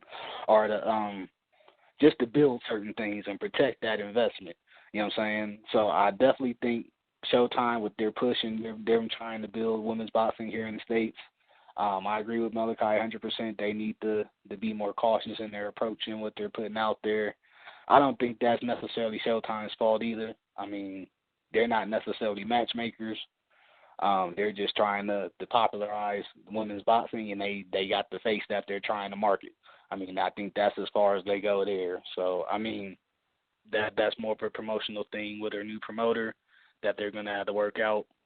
And, we'll just stay paying attention to the situation, man. But we're going to get into our next topic, which is, probably my favorite topic of the night. We were hinting at this last week on Night at the Round Table. Oleksander Usyk entering the World Boxing Super Series. It's official now. And, I went on record and saying I think this will be better than the Super 6 that Andre Ward won, personally. I think from top to bottom, I think it's a better tournament. Highly disagree. Go ahead, though. Yeah, I've gotten that from people. But that's just my opinion. But I'll let you go ahead and elaborate on that as well right now. Go ahead, 2K. With Usyk entering, hold on. With Usyk entering the, what do you think this does to boost it? Cruiserweight is still an unsung division, but does it take it over the top now to where people are actually going to pay attention to it the way it should be already? Yeah, it's definitely going to boost it. That's what happened with the Super 6 in the Super Middleweight division. 168 was a division they used to skip over just like they do when they talk about light heavyweight, then they go straight to heavyweight. You know what I'm saying? They do the same thing with cruiserweight. So when that Super 6 tournament came through, and it was actually aired on Showtime for 2.5 years, it definitely boosted 168. Now people actually know the champions of 168, where before they wouldn't have. I feel the same thing will happen with cruiserweight. Usyk definitely boosted it because he's celebrated just like a Vasyl Lomachenko is, or Gennady Golovkin. The only difference is the reason why he's not as popular is, again, because he's at cruiserweight, which is an unsung division. The reason why I highly disagree with you saying it's better than Super 6 is because they have guys that are not as skilled nowhere near as skilled. If you look at, I can pick somebody who didn't come anywhere near winning the Super 6, and Andre Darrell. He's much more skilled than everybody besides Usyk in the cruiserweight division that is going to be in this tournament. You know what I'm saying? And then, we mentioned Andre Ward. That's like it's a whole nother level above all of those guys. You know what I'm saying? You got Carl Froch, who's getting ready to be a Hall of Famer. He's probably just as skilled as those guys. You've got Miguel Kessler, who's probably just as skilled. He's better than the majority, but just as skilled as some of the others that are in the cruiserweight. You got Arthur Abraham, who's probably just as skilled. The only motherfucker that's making the Super 6 look bad was Jermaine Taylor being in there after he was already knocked out by Carl Froch.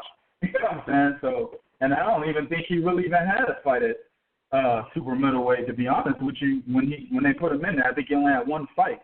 You know what I'm saying? So that's the only person that was putting a damper on that tournament. But if you look at these guys in here now, they're talking about putting Glowacki in there. Glowacki's not a good fighter. He had a life and death fight against Steve Cunningham. If he wouldn't have knocked Steve Cunningham down like 4 times, he probably could have lost that fight. He already lost to Usyk.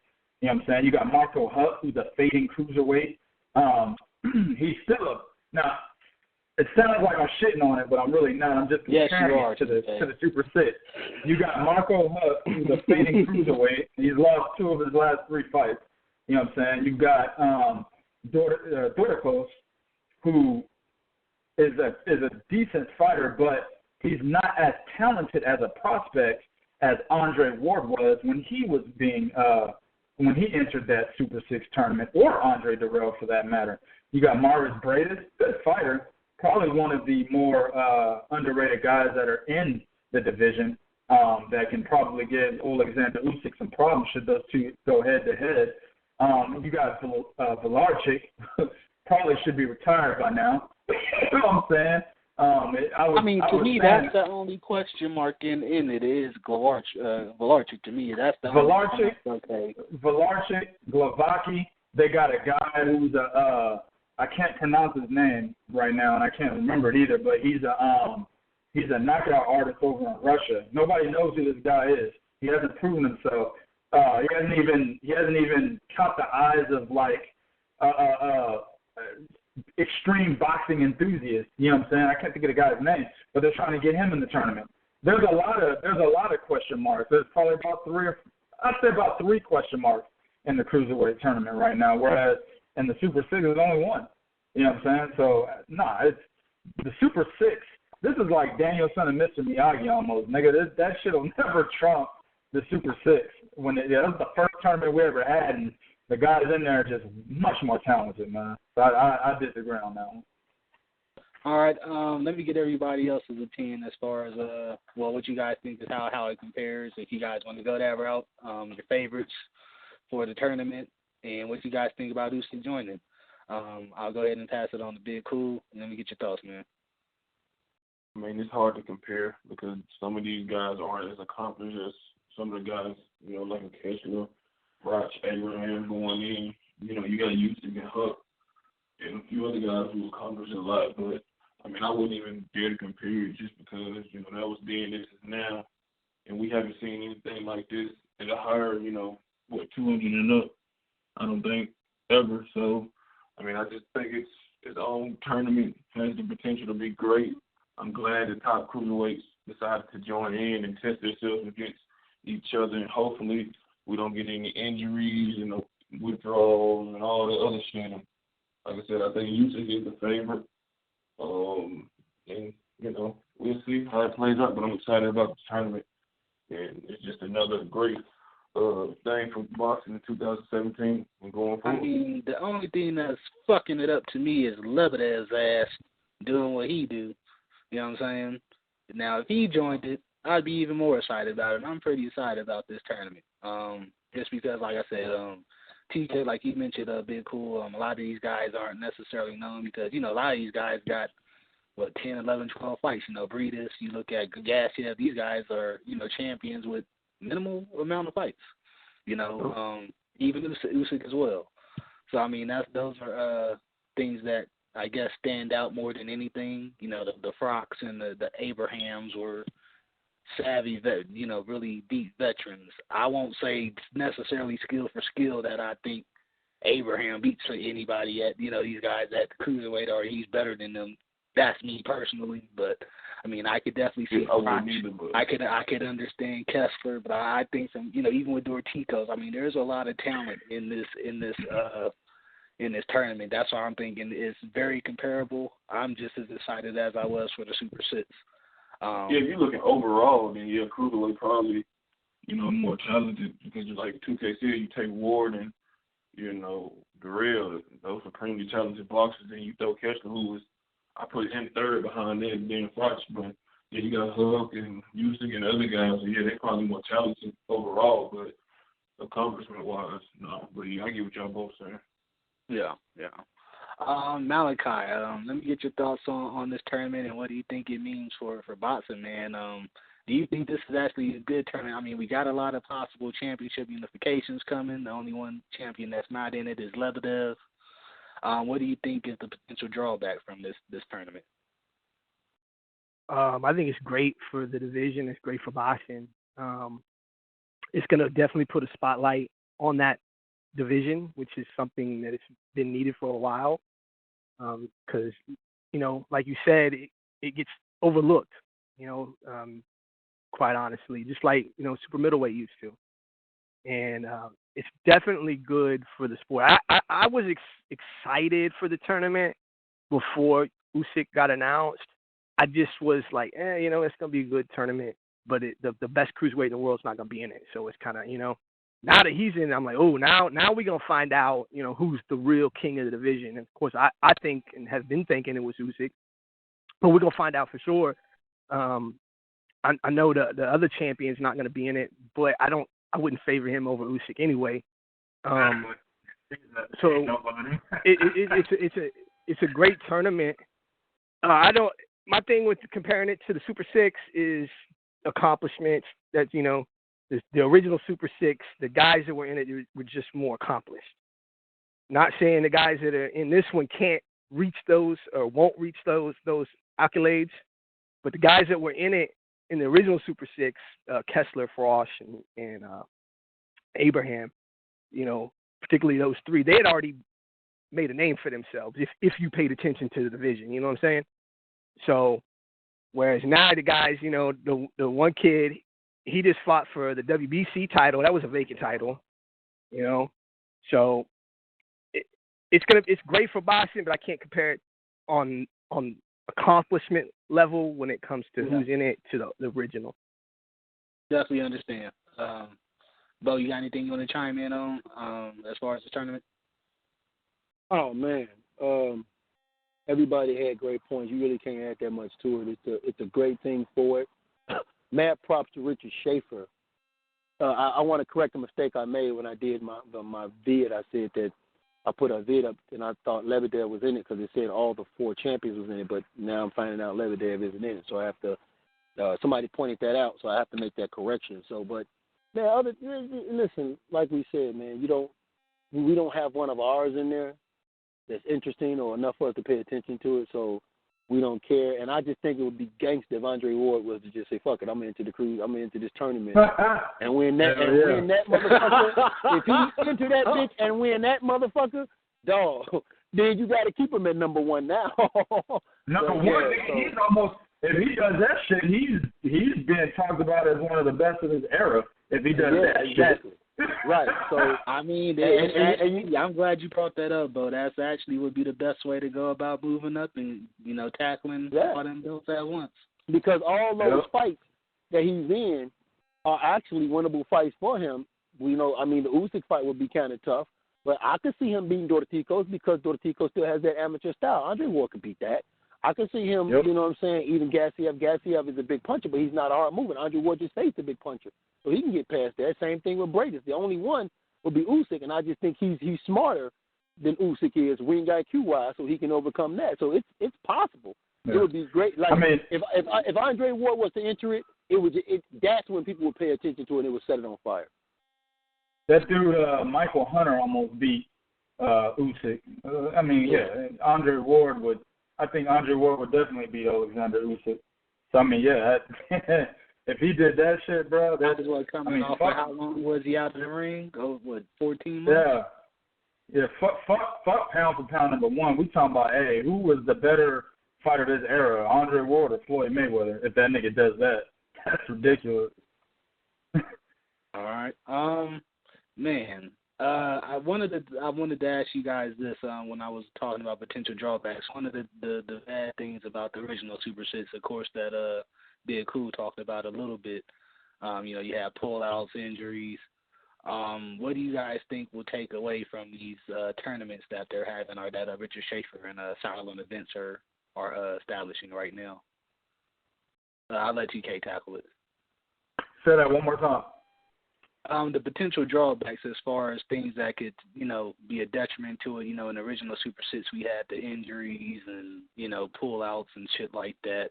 What are the things you think that may put a damper on these current series that they're trying to do now? That's pretty much the same thing. I think the same possible drawbacks would apply. You know what I'm saying? You got a tournament. I think they're going to use the same format. So you got a tournament that's going to last probably about 2.5 years. You got, I think this is not 6 guys. This is going to be 8 guys that they're trying to do because 6 is already in, and they said that there's 2 more slots available. So this is going to be like a Super 8. And, you got 8 guys that are going to be facing each other for 2.5 years and maybe a little longer or shorter than that. So, definitely you got, and then they're all the top guys in the division, of course. So you got situations where motherfuckers can be overtraining, because they don't want to lose, could lead to injury.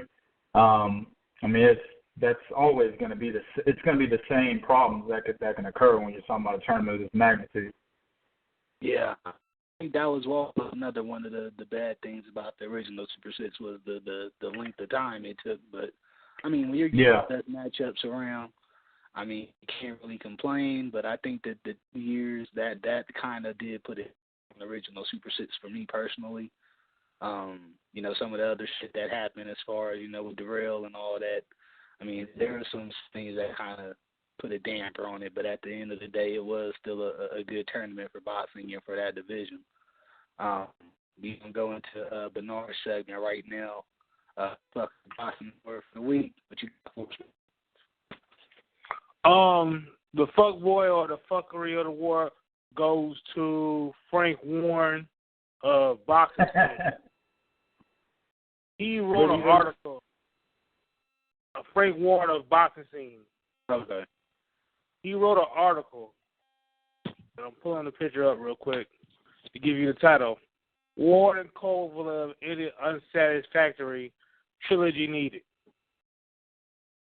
No, it doesn't. No,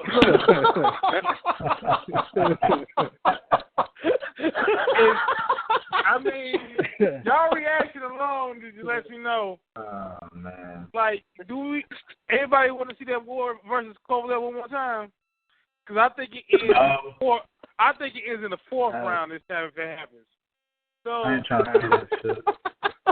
Yeah, man. I don't know, man. Like, based, I guess, on this low blow bullshit. Look, let the shit go. It's over. Ward won. He's the pound for pound number one guy. Stop trying to get Ward to do stuff that I guess y'all not satisfied about or whatever. It's over. Support the man. Shit. He's one of your own. Support him, like D said. Shit. We gonna go into the final blow of the week, man. What you got for us, Big Kool? He's tackling it this week. Man, so talking about the Manny Pacquiao fight. I intended to watch it, but fell asleep. So I woke up, below notifications, thinking, well, Manny must have, knocked this motherfucker out, or he even lost. We know now he lost. So I made a video yesterday saying, robbed. No, he wasn't robbed. He lost to close competitors. It's the win. I scored 8-4, but the score, first 6 rounds was hard to score. So it was really splitting hairs on giving it to whoever, you know what I'm saying? And it was 3 outcomes.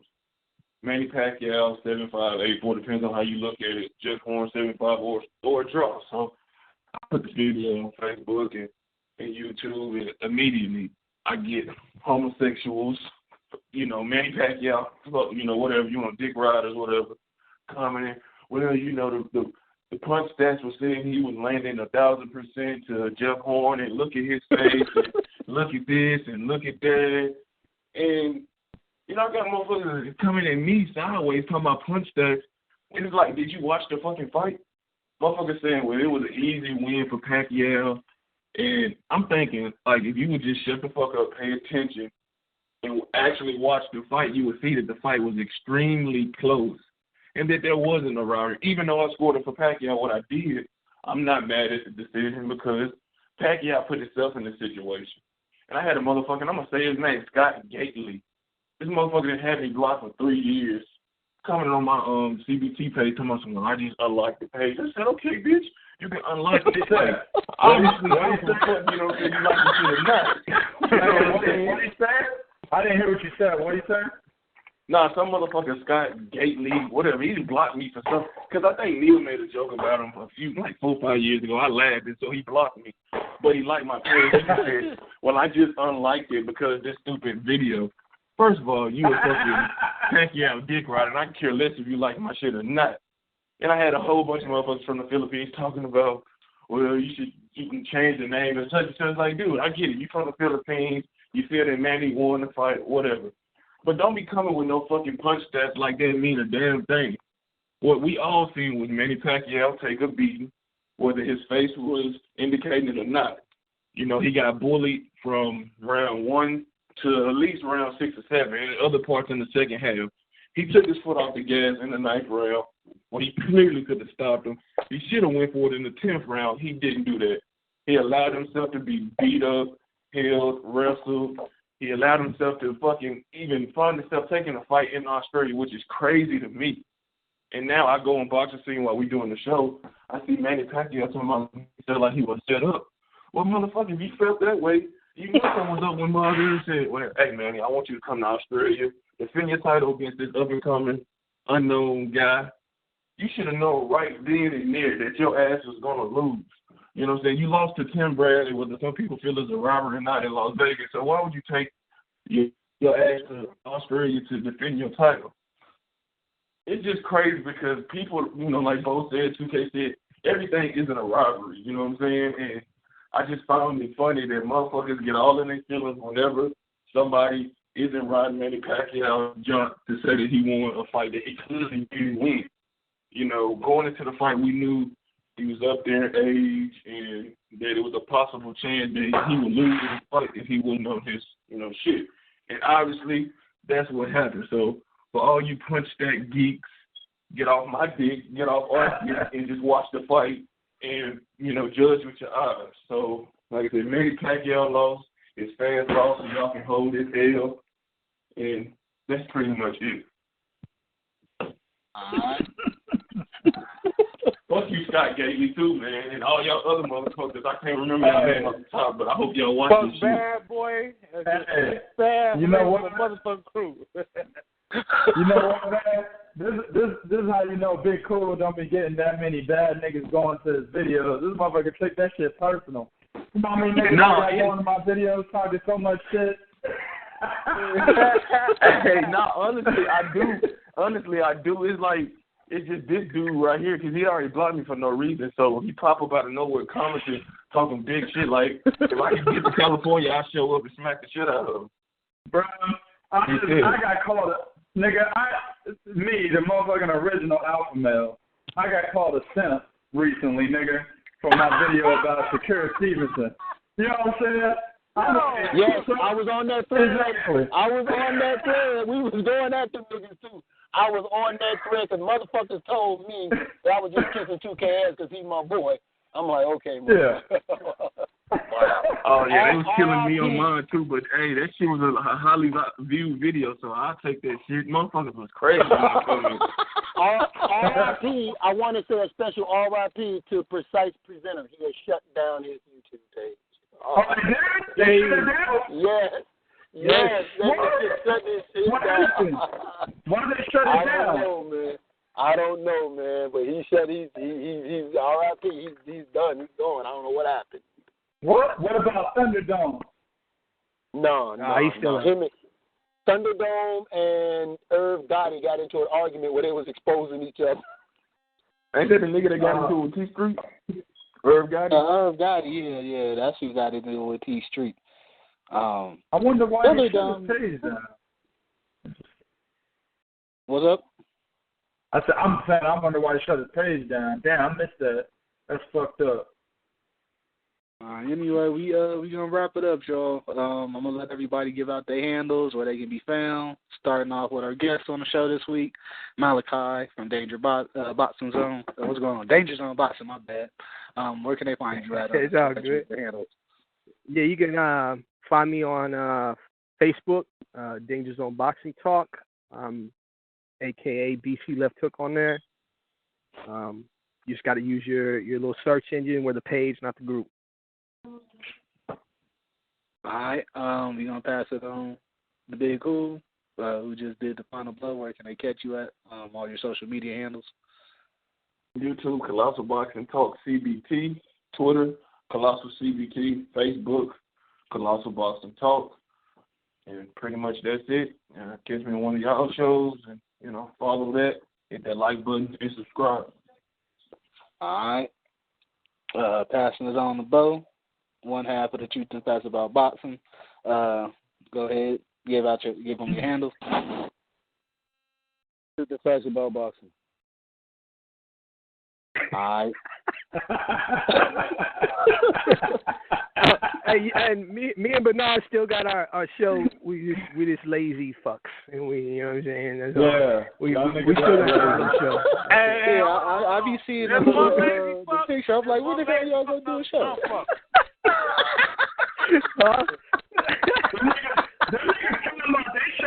They should have supposed to debut like 5 times already in the last 6 months. Get the fuck out of here, nigga.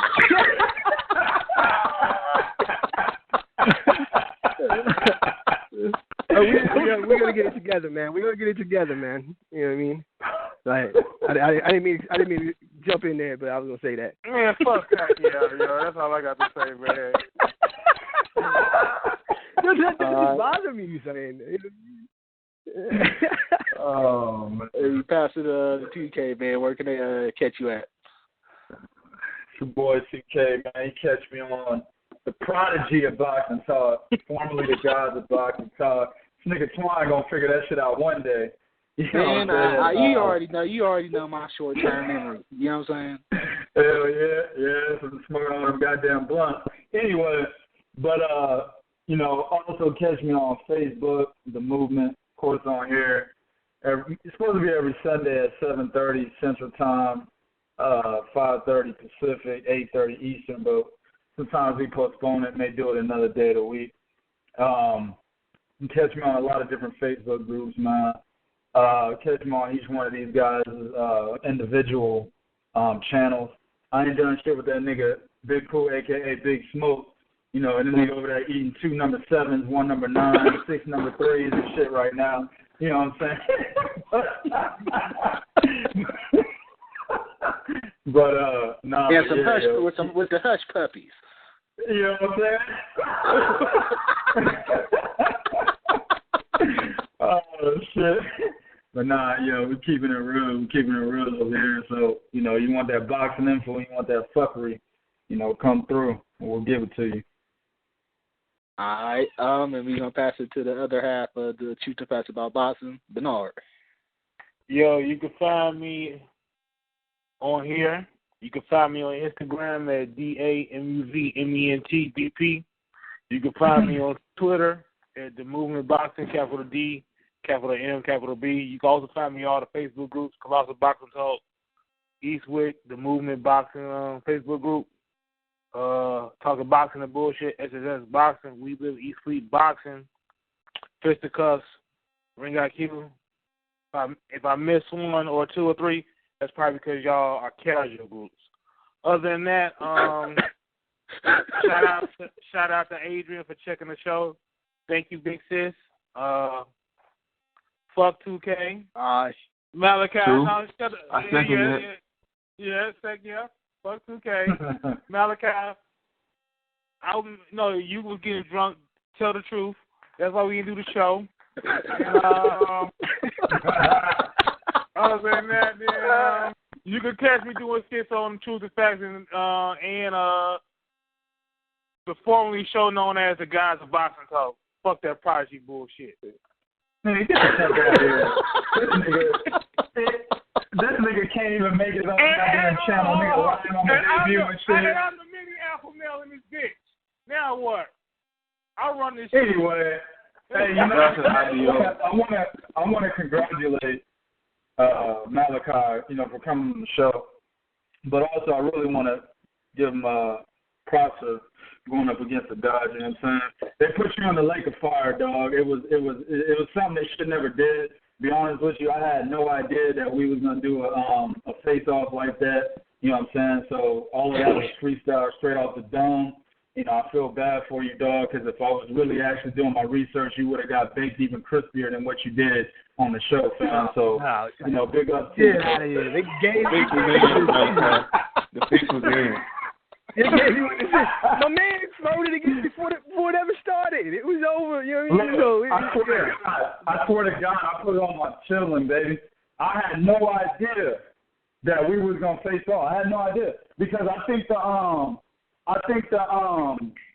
the face-off said Bernard and somebody else on the actual topic list because I didn't see my name on there. So when Twine announced it, I was like, oh shit, I'm doing a debate. So that shit was off the dome, my nigga. That's what I'm saying. If I was actually prepared, bro. Scroll up. Malachi 2K did to you what Manny should have did to Jeff Horn. All right, I'll tell you what, we'll let you guys do a rematch. We're going to have a rematch. What are we rematching for? You got to get back in the back of my mind. I'm going to make some Terence Crawford, Brandon Scott shit, nigga. I took a fight on 1 hour notice, nigga. Fuck that, man, look. Fuck that Vanilla Ice MC Snow wannabe motherfucker, man. Get in the show and get him the fuck out of our room. The fix is in, brother. Tell everybody to come on, the fix is in. 49-0. Oh, shit.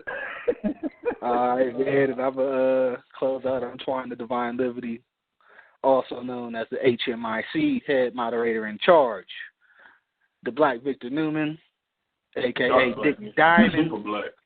Dick Diamond. A.k.a. Jason Whitlock. Oh, hell no, man.